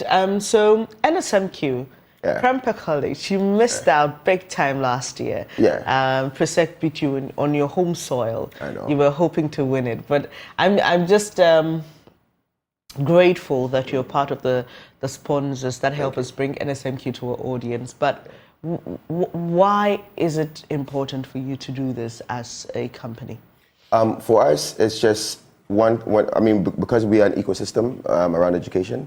At the time when we went to school, I did see us, my friends, a couple of friends I had in school were part of the National Science and Maths quiz. My uncle actually also went to Presec.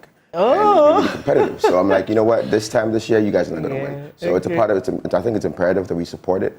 Also motivate these kids to study hard in school and become, better citizens in the future. And that's part of the reason why we are part of it. So fantastic, very fantastic idea.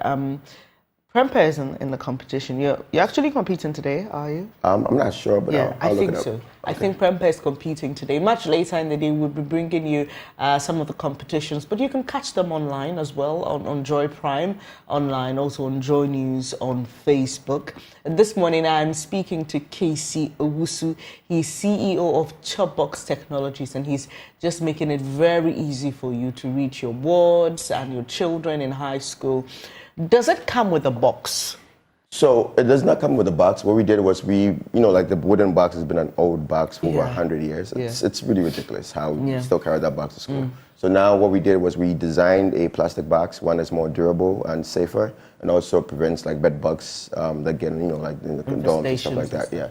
So it's a plastic box. We have the blue one and the pink one for boys and girls. If you want to get a pink one, you can get one. We're also designing a plastic chopbox, so trunk actually. Okay. So that's going to be a little bit longer and much more, but it's really durable and it's affordable.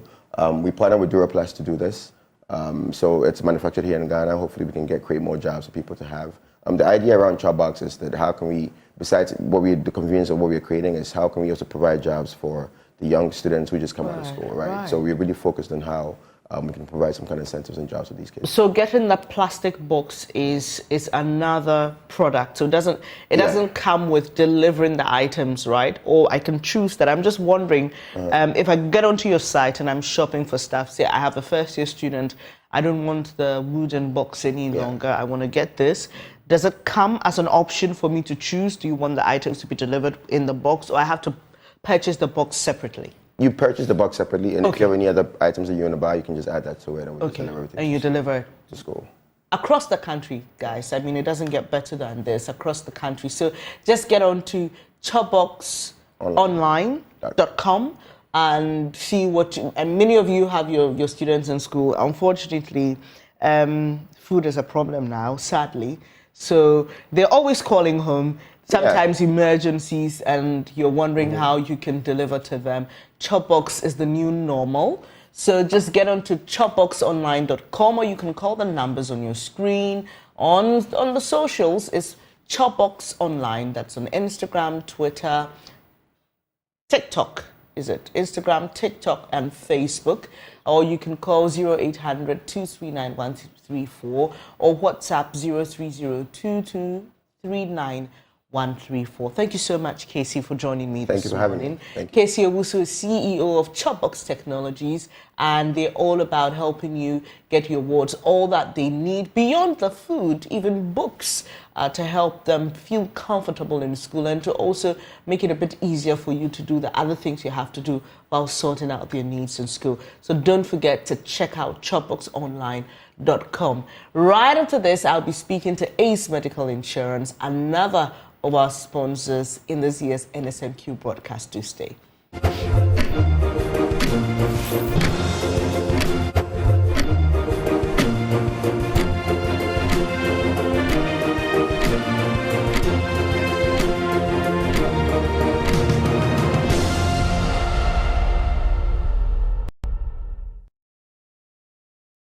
Thank you so much. I appreciate it every time you hold on for a next conversation. And I'm going to be speaking to our friends from Ace Medical Insurance.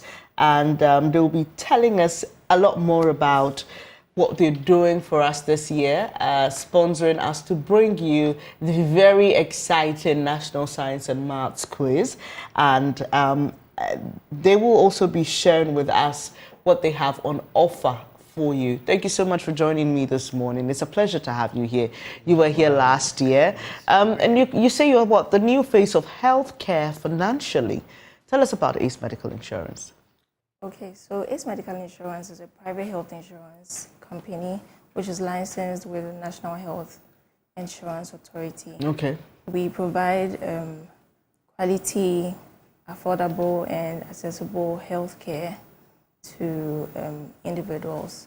So currently we are managing over 16,000 lives belonging to about 150 companies and families as well.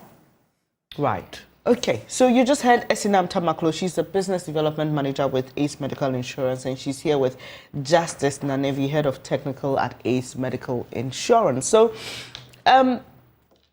NSMQ Health. I mean, it's okay when we usually have the, like Chopbox Technologies. You can easily relate why would Chopbox want to sponsor, but just tell us why you're part of this.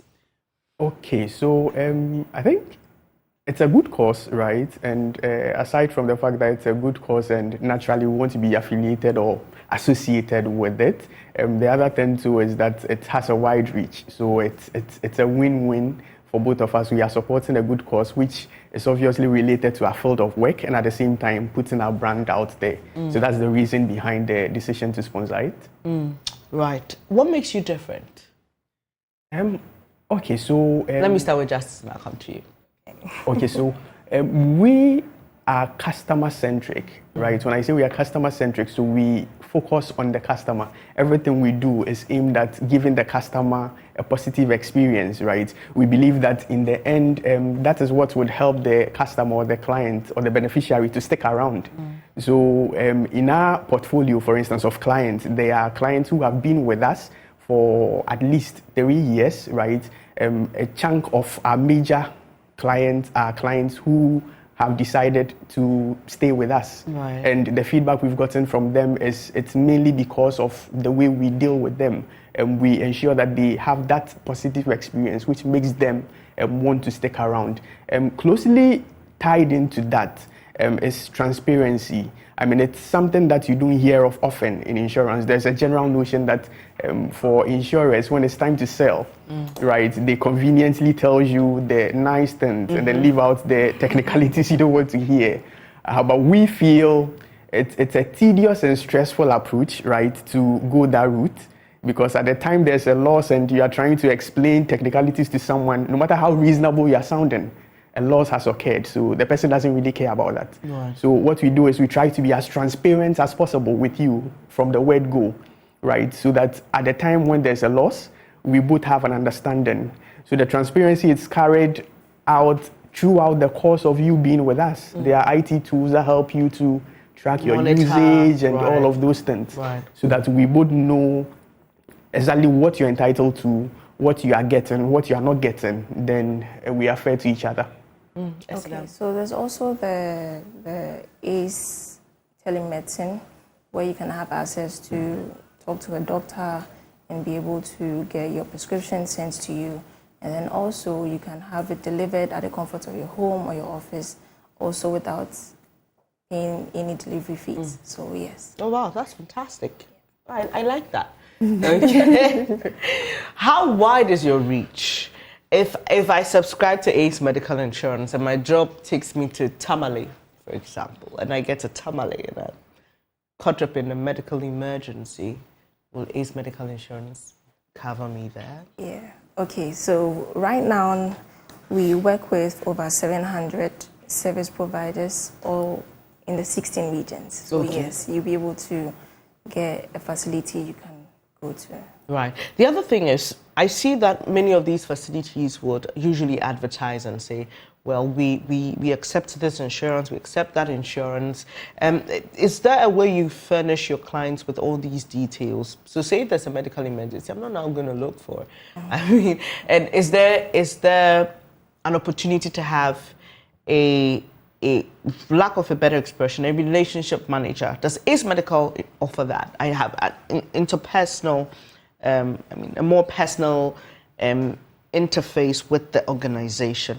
Yes. So we do have that. In addition to it, we have like a WhatsApp number, for instance, that you can reach us on. That's very personalized. There are individuals assigned to that. And then you can reach us for your enquiries regarding service providers. You can also pick up the phone and then call us at any time of the day, right? And our people are on hand to assist you. So like you rightly said, we like to take off as much of the burden as possible from the beneficiary. Naturally, we don't expect you to keep all the 600 service providers in mind. That's not practical. So these are some of the opportunities we give to them to get easy access to such information. I know that companies like yours have specific thresholds that come with specific services. Do you mind sharing with us? Okay, so for our corporate health insurance plans, for instance, there are 5 levels of the cover, right? Each of them has the threshold in terms of the cover.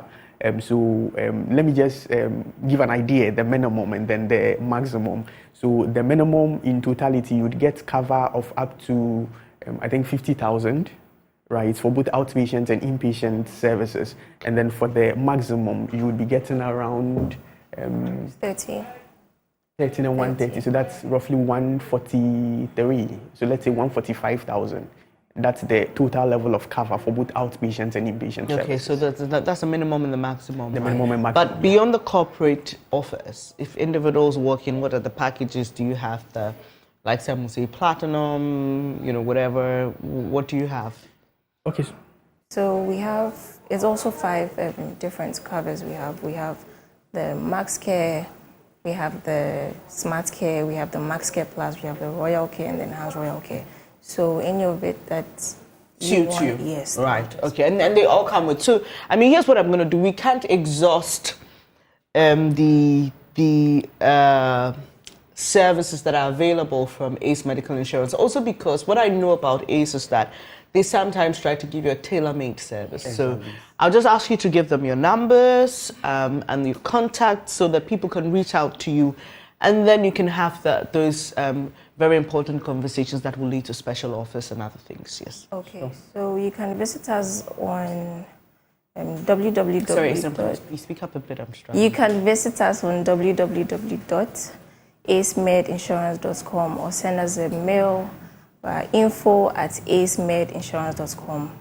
The telephone numbers is 055 257 1275 and 055 677 8903, 055 677 and then there's a 055 677 8907. Yeah. All right. So can you just take it again? Just the numbers, all the numbers you have, just if anybody missed anything.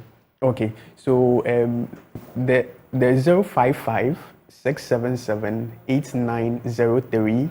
And then the same number, 055 677 8906. Okay. And then 055 677 8907. Yeah. And then there's the 055 257 1275.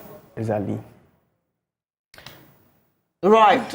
Thank you so much, Esinam Tamaklo. She's Business Development Manager, ACE Medical Insurance, and Justice Nanevi, Head of Technical ACE Medical Insurance. Do give them a call and make sure that you've got your health insurance covered. Let me now take you to Kumasi, because that's where we're having the NSMQ. We are the 1/8 stage of the competition, and a host, let me say, of people are there to make sure that experience is wonderful, not just for the students and the schools competing, but also for you who will be watching at home. Let's cross over to Kumasi now for the very latest. Right here, a very heated one, which I believe it will be. So this morning we have a contest between Opokuwari School, Tamale Islamic Science SHS, and Nifa Senior High School. We are about to start the contest, but before that I have an old student here right from Opokuwari. Hello, how are you doing? I'm doing well. All right. So I believe I learned you used to be a contestant. Yeah, during the 2021 Ashanti Regional Championship. Yeah.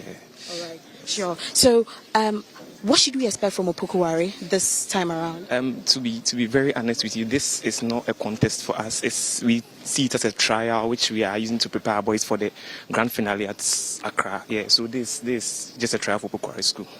Now, last year during the semis, Adizadel took you out, and yesterday, I'm just taking you back. I'm sure you remember what happened yesterday between Adizadel and St. Louis. How do you feel about that? Well, it was expected because I knew the St. Louis girls would take Adizadel out because I knew their boys weren't that good. They weren't up to that standard, so I knew St. Louis would take them out from the contest here. All right, we wish you all the best. I have a student right here from Nifa Senior High School too.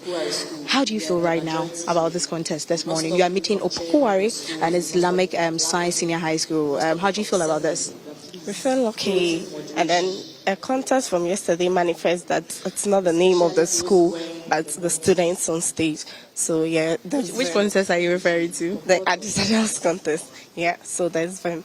On God. Anyways, St. Louis is quite a formidable force. They've been making some high point during even the preliminaries, and they still stood up yesterday. But looking at Nifa, are you sure you guys will live up to expectations this morning? Actually, we are believing in our boys, and we are believing in those on stage, not the name of the school. So yeah, on God, it shall be well. All right, so as I said, the contest is between Nifa Senior High School or Opokuwari Senior High School, and we have Islamic Science Senior High School. I have a student here. How are you feeling this morning?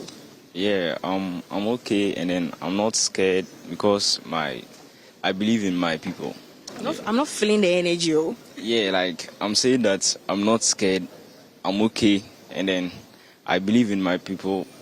I know they will win the contest. Okay. Now, looking at Opokuwari, they are a seeded school. Do you see them as a competitor, a threat, or in any form?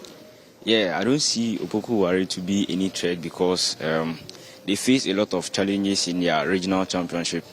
But we are champions from our region, so I think we have a head start.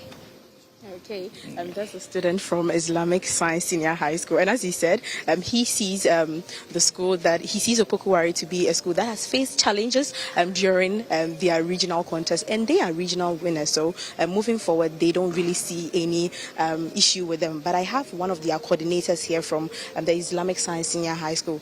Hi, sir. What are your hopes for today's contest? Oh, we are winning the contest. Hands down. Hands down, hands down. No doubt about that. We are winning it. How positive are you? I'm not scared at all. They are going to win it. They are coming as champions, so they are going to win, of course. They are champions, yes.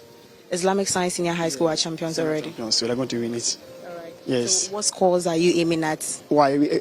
Winning score. Winning score. So it means from you are not losing. You are still moving on to the quarterfinals. No. Just go to semi-final and then the finals to Accra. Okay. Yes. All right. And we are doing it one after the other. So today's home, we are going to win it. Let's continue. We are winning it and then straight to Accra. Okay. Yes. All right. So straight to Accra, Indy. Thank you very much. And as I said earlier, the contest is between Opokuwari Senior High School, Nifa Senior High School, and Islamic Science Senior High School. I still have my colleagues here. I've been doing this with Nana Bwachi Yadom and Emmanuel Bright Kweku. But Bright, before I wrap up, what school are you tipping on right now? Okay, so I've monitored Tamale Islamic Science, SHS, when I went to Tamale, and I monitored Opokuwari School during the regional championship. When I went to Tamale, they gave us an impressive score. So far, they had some of the highest score over there, and then they are currently the Northern Zonal Championship. And Opokuwari, unfortunately, this year they couldn't qualify to the grand finale, so they were kicked out. So I'll tip Tamale Islamic Science to win. All right, sure. So just so you know, the 2023 National Science and Maths Quiz is produced by Primetime Limited and sponsored by the Ghana Education Service in partnership with Goyle PLC and supported by AT, Prudential Life Insurance Ghana and Pepsodent. And also the broadcast of the National Science and Maths Quiz is on Joy News. On Joy News and Joy Prime is supported by Vitamilk, NASCO, German Ozone Medical Center, Royal Foam, Jama Soap Heritage Christian College, Virtual Security Africa, Ace Medical Insurance, Chobos Technologies, Synthes Tank, DBS, New Crystal Health Services, Invest Corp, Built Financial Technologies, Beta Malt, Bright SHS Kurantimi, and Family Health University College.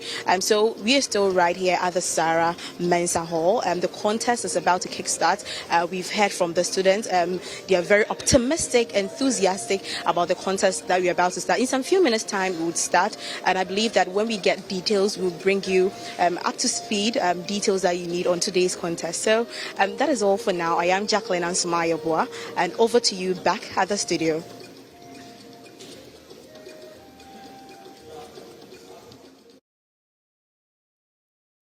Right, that's Jackie and the team joining us from KNUST in Kumasi. It promises to be an exciting day. But at 12:30, we'll be bringing you that contest between a Bree Presby SHTS, TIMS Kumasi, and KNUST SHS. So do stand by, 12:30. We will be bringing you that. It's now time for us to have that conversation about Peja by the Writers Project of Ghana and the Goethe Institute Ghana and the Foundation for Contemporary Art as well. And this morning I've been joined by Efia Kisiwa. She is hospitality manager at Peja Festival, and Oksana Kutsenko, she's a guest writer at the Peja Festival. Welcome, ladies. Good to have you here. Thank you. Okie dokie. So, Kisiwa, tell us about Peja Festival. Okay, so Peja is a literary festival, as you have been told before. And then it's been going on for the past 7 years. This is our 7th edition. So Peja was started mainly to give a little more attention to literary art and reading and the art in general in Ghana, which we saw was kind of taking a downturn, so we thought that would be a good initiative.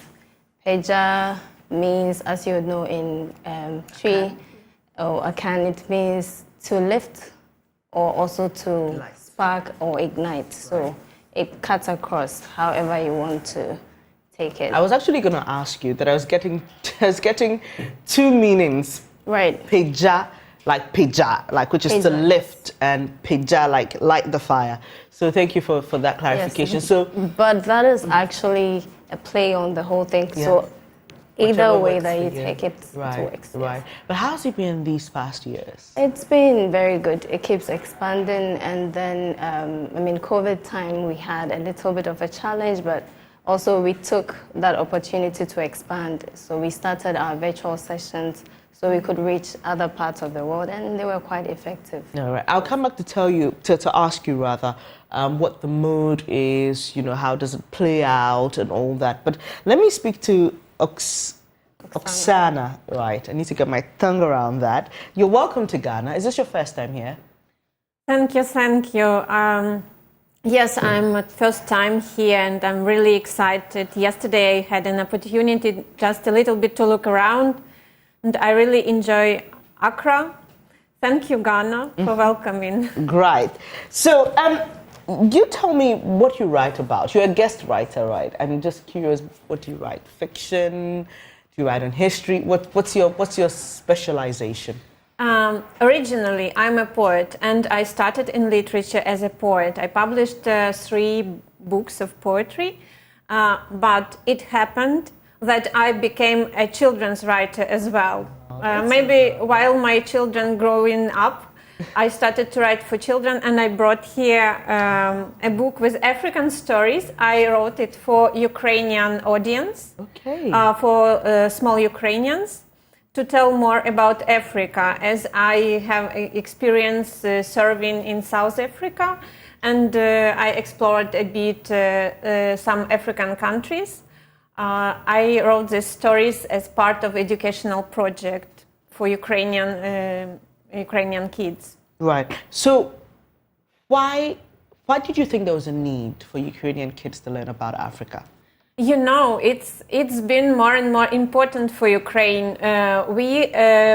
We welcomed students from Africa, but we didn't have such ties with African countries as did the United Kingdom or other European countries because of the era of colonialism.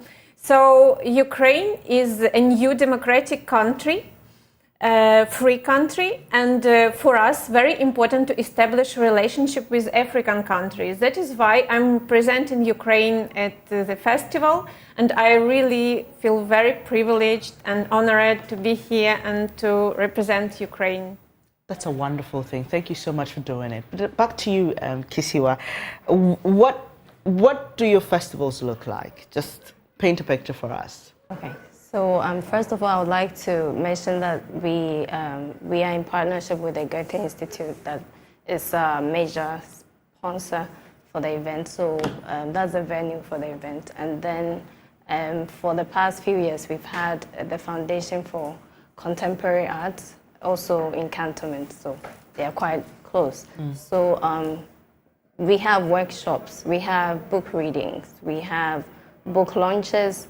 And this time we have other things coming on board, like film screenings, and we have also dramatized performances. And this year in particular, in honor of Ama Teidu, we are doing a dramatized reading of Changes, and then also have an exhibition in her honor. So all those are there. And then we have a popular book stand. Right. So if you're a lover of the arts, I mean, this is just literally what it is. It's a festival, and you know what usually happens at festivals, right? There's a lot of color, there's a lot of excitement, there's a lot of wonderful things to experience, and you're bringing, what, over 100 writers? Yes, and then across the world. Yes, this year is very exciting because after COVID, we kept doing a hybrid sessions, but now we are back to full in-person experience. So we have, and we have writers from, like Oksana is from Ukraine. That's the first time we're having Ukrainian writers coming down here. We have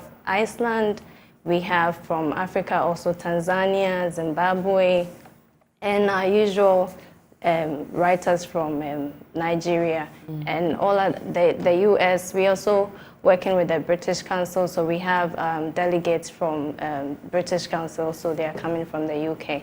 And so this year is big, and then there's also a Kenke brunch on Sunday, nice. Yes, which is quite popular. So this is starting when?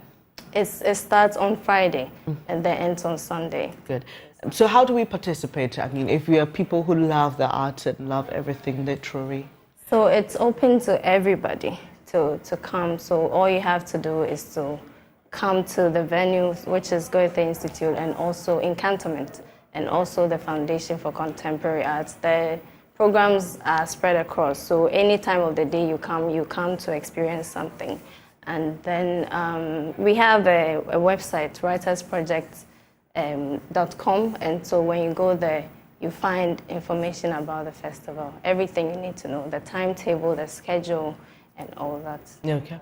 Now, finally, for you, Oksana, what are you looking forward to?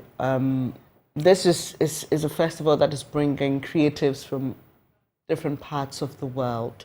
You're talking about actors, you're talking about dramatists, writers, poets, visual artists. So it's just a festival of creatives. What do you hope to get from it, and what do you hope that other participants will get from it? You know, festivals, it's very important for networking. First of all, it's face-to-face communication, and you are getting more about countries and about cultures and about literatures in different countries when you are crossing with the representatives of this country within the program. So I'm really excited to participate in 3 events of this program. Namely, one of these events is about translating the truth, and one is poetry reading, and the third one is about the children's literature.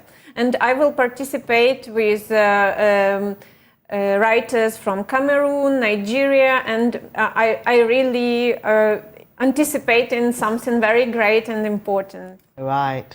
So Kisiwa, I mean, I did literature in English, so I have a soft spot for literary stuff. Beyond the festival, how do you stay together as a community? How do you stay connected?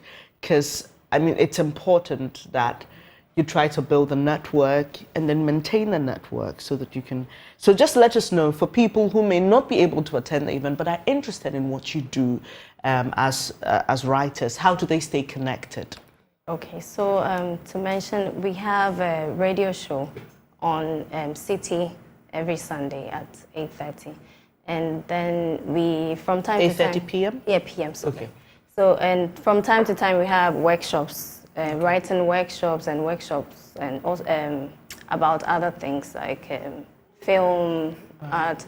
And since we entered other or partnered with FCA, so we also partner with them for other events. So if you go on writersprojectghana.com, you'll find a lot more information. And then the Sunday radio show is constant. It's been running for a while now, so you can always keep in touch. We try to give audience to upcoming writers and other artists as well. I also would like to mention that this year we have an exchange program with the Dutch Caribbean Curaçao. So we actually have representatives from there who are joining the festival and 2 representatives from here. So we are trying to do some sort of exchange program because this is not an area that is known to people. For so many people, that's the first time they are hearing of Curaçao. And so we are trying to bring other people together, and young writers tend to be attracted to these kind of opportunities so they can have access to other things as well. Wow, that's fantastic. I mean, so just any other thing you'd like to share with us? Yes, I would like to mention that we have support from the European Union delegation to Ghana, the Embassy of the Kingdom of Netherlands, the British Council, the Icelandic Literature Center, and Hay Festival, the Lviv Book Forum, where Oksana is from, which is in Ukraine. And then we also have the Winter Tour in Curaçao, which I just mentioned. We have the Pan-African Writers Association, DAPABLI, and Associates, who always sponsor our King K brunch. And then we have DigiBooks and a lot more others. Our media partners, City, and then, of course, now you are also hosting us. It's a pleasure to host you. We wish you all the best, honestly. So you can just stay in touch. It's the writersprojectghana.com, and just get onto the site if you're a lover of literature. And it's important that we pay attention to these things, obviously. And I'm so fascinated about the kids' angle to all of this, because now there's such a big problem with kids being too screen-oriented and not exploring, you know, other forms of literary arts. And I think that it's important that we get them into the books and get them to explore the arts and also be more expressive. So just get onto the writersprojectghana.com, and also do well to pass through. It's just 3 days, right, at the Goethe Institute at Cantonment, and you can pass by. And I know some of you just be waiting for the brunch on Sunday, but it's okay. Just come around and have some fun as well. So let me say a big thank you to Ifya Kisiwa, Hospitality Manager, Pija Festival, and Oksana Kitchenko, guest writer for the Pija Festival. You're watching the AM show. We'll be back with more. Please stay.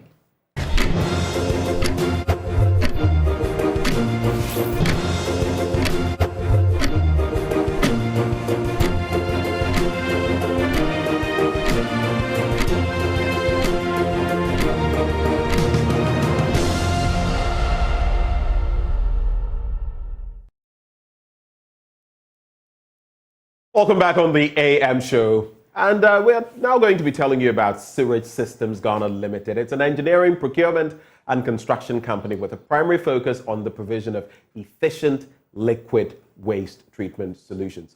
The most heartwarming aspect of it is that it's a fully Ghanaian-owned company, and we'll be telling you a lot more about them. We have joining us in the studio the managing director, the general manager, the general manager, Mrs. Lola Ashite. She joins the conversation. We also have Mr. Michael Chachu Aholu, Communications Officer at the SSGL. Good morning. Good morning, Ben. And it's good to have you join the conversation. So just to start off from here, you explained some dynamics to me even before we came on air. But What is the Sewage Systems Ghana Limited? What do you do? Tell us. Okay, so good morning to your cherished viewers. Sewage Systems Ghana Limited is a subsidiary of the Jospon Group of companies. Oh, sir. Just like Zoom Lion is, Sewage System is one. And so Zoom Lion does solid waste, your boiler from your home, and we do the liquid waste, the waste that is picked from your septic tank from your home. Okay, so in a very organized community, you would have underground pipelines, just like you have Ghana Water taking care of potable water. There are also usually underground pipelines that takes care of wastewater. But here in Ghana, it's only 5% of the entire country that is sewage. And so that's why we have resorted to containment. And that's why you're mandated to have a septic tank in your home. Now the question is, when the waste from your septic tank is lifted from your home, where is it sent? Where does it go? It comes to us. It comes to Sewage Systems for treatment. And the byproducts are used for things like biochar, gas, compost, and many more. So that's what we do. Why was I thinking methane? Yes, methane is in line. All of that is in there. But tell me, now that you've started off on that trajectory, I'm sure some people will be wondering, how many such processing outfits do you have in the country so far, and where? So our company started operations in 2017, and we currently have 6 treatment plants. Active? Yes, active treatment plants. We have 3 here in Accra. We have 1 in the Ashanti region in Kumasi. We have 1 in Tamale and 1 in Takoradi, all making 6 plants currently. And we have plans of replicating this in all other regions. So we have 10 more plants to do.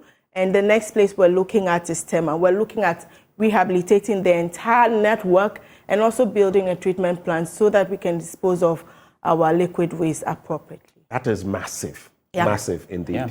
More power to your elbows. But let me come to Mike now. So we know we've been celebrating Customer Service Week, Customer Service Month, and all of that. Why is customer engagement and appreciation so important for you guys? Okay, we wouldn't be without our customers, I always say. And at Sewage Systems Ghana Limited, the main influence or our main product is brought to us by the citizens in Ghana. We wouldn't be able to actually operate if we don't get the liquid waste being generated and this properly being handled and transported to our plants for it to even be treated by us. So our customers are our number one priority. From those who are at home to those who dispose, that's the dislodging services, the accessory truck drivers, to the companies, the industries that generate their liquid waste, bringing it to us. We always see them as our number one priority. For Sewage Systems Ghana Limited, since we started operations in 2017, we have been having close stakeholder meetings. We have been engaging them all the time. We have been trying to find out what and how we can improve our services. And that's one of the main reasons why we are here today, Ben. I see. That makes for very interesting listening. But that brings me to my next question. He's mentioned some of the outfits that you deal with on a daily basis, from the personal to the company to other levels. But who can do business with you? So everyone in the regions where we operate is a consumer. And we like to appreciate them for making sure that when the waste is picked from their home, it is sent to a treatment plant and well taken care of. But our customers are the truck drivers who bring the loads to us. We have a whole value chain of our stakeholders. For this month, we're looking at the entire value chain. We're having different programs to engage them more. Our focus is to look at better ways of serving them. So for instance, like last week, we had a lucky dip for all the trucks that came in. Lucky dip? Yes, so anything you pick, you get to have lunch for 2, you and your wife, in a very good and cozy place. You pick souvenirs. And in that exercise, we realized that you cannot sit in the office and decide for customer what they want. Yes, we know that, but it was very practical because someone gets to get a diary and he says, no, I don't want a diary, I want a pen drive. And you're thinking that diary should be better than a pen drive. And so we are looking at having a closer relationship for the person. Exactly, with our customers to know exactly what we want, they want from us and to give them same. On that same trajectory, why should individuals, businesses, corporate bodies contemplate doing business with you, the SSGL? Okay, so I would like to tell a very short story.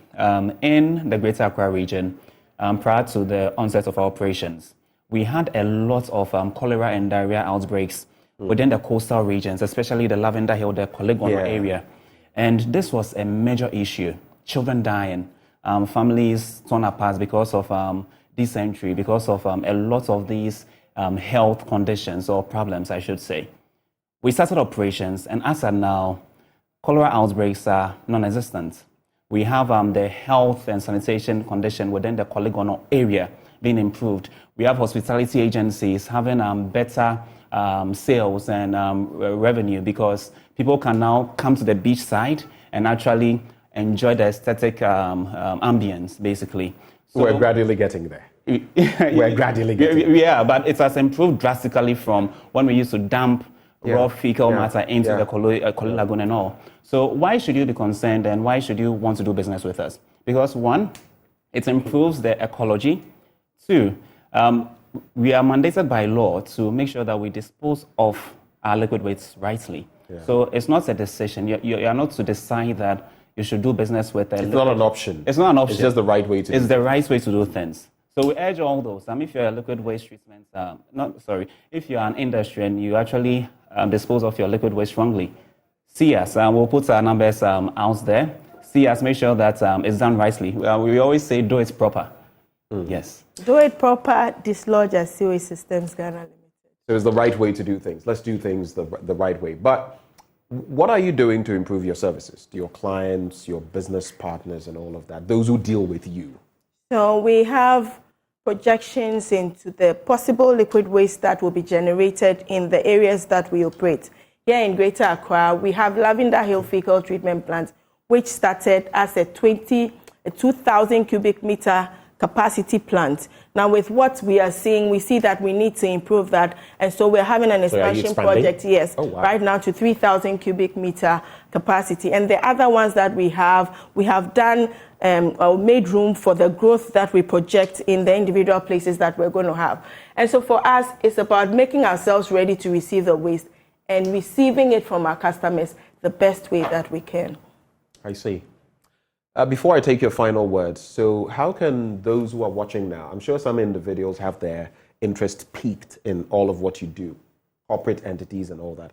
How can they reach you, Mike? Okay, so it's very simple. Pick out your phones, dial this number, 020-651-6221. 020-651-6221. That's to call us. If you want to reach us via email, just send an email to info@seweragesystems.com. On social media, we are cut across. So on IG, on Twitter, now Facebook. X, on Facebook, on TikTok, on LinkedIn. Just search at Sewerage Sys GH, at Sewerage Sys GH, and you'll be able to find us. What is the SIS? The systems, so short for systems. Good. SYS. Okay, exactly. So that's what I wanted you to elaborate on. So sewerage, sewerage is SEWERAGE, SIS SYSGH. Yes. All right, Lola and Michael, final words. We're not asking you to dislodge us. But we're asking you to. We are recommending that anytime your tank is full and a truck comes there, you look at the tank. For every tank that dislodges at our place, we have a label on it. It reads, do it proper, dislodge as Sewage Systems Ghana Limited. And so for all the trucks here in Accra and where we operate, they have that. Make sure that the waste that is taken from your home does not become a problem for the neighbor. Thank you very much. Final words, Mike? My madam has said it perfectly. And I would also just add that be environmentally conscious. Don't dispose of wrongly. Do it proper all the time. Make sure that you get in touch with us to even consult or to give you advice as to how best you can treat or manage your liquid waste. Well, the ecology is us. How we treat our surroundings impacts our own selves, health-wise. But those who joined us for this conversation, Mrs. Lola Ashite, General Manager with the SSGL. And of course, we also had Mr. Michael Aholu, Communications Officer at the SSGL. Right before we wrap on the show, today is World Sight Day, in case you didn't know. For those of us who are four-eyed especially, we really pay attention to sight. It is said that everyone has a little something going on with their eyes. It may just not develop to the point where you need glasses. But for those of you who may have any issues, there's a free screening ongoing today at the Bawa Municipal Hospital. Today, Bawa Municipal Hospital. It's for free. Why don't you, if you've had any issues with your eyes and you live in that catchment area, why don't you pass by and get some free eye screening? Who knows, it might save you much more cost later.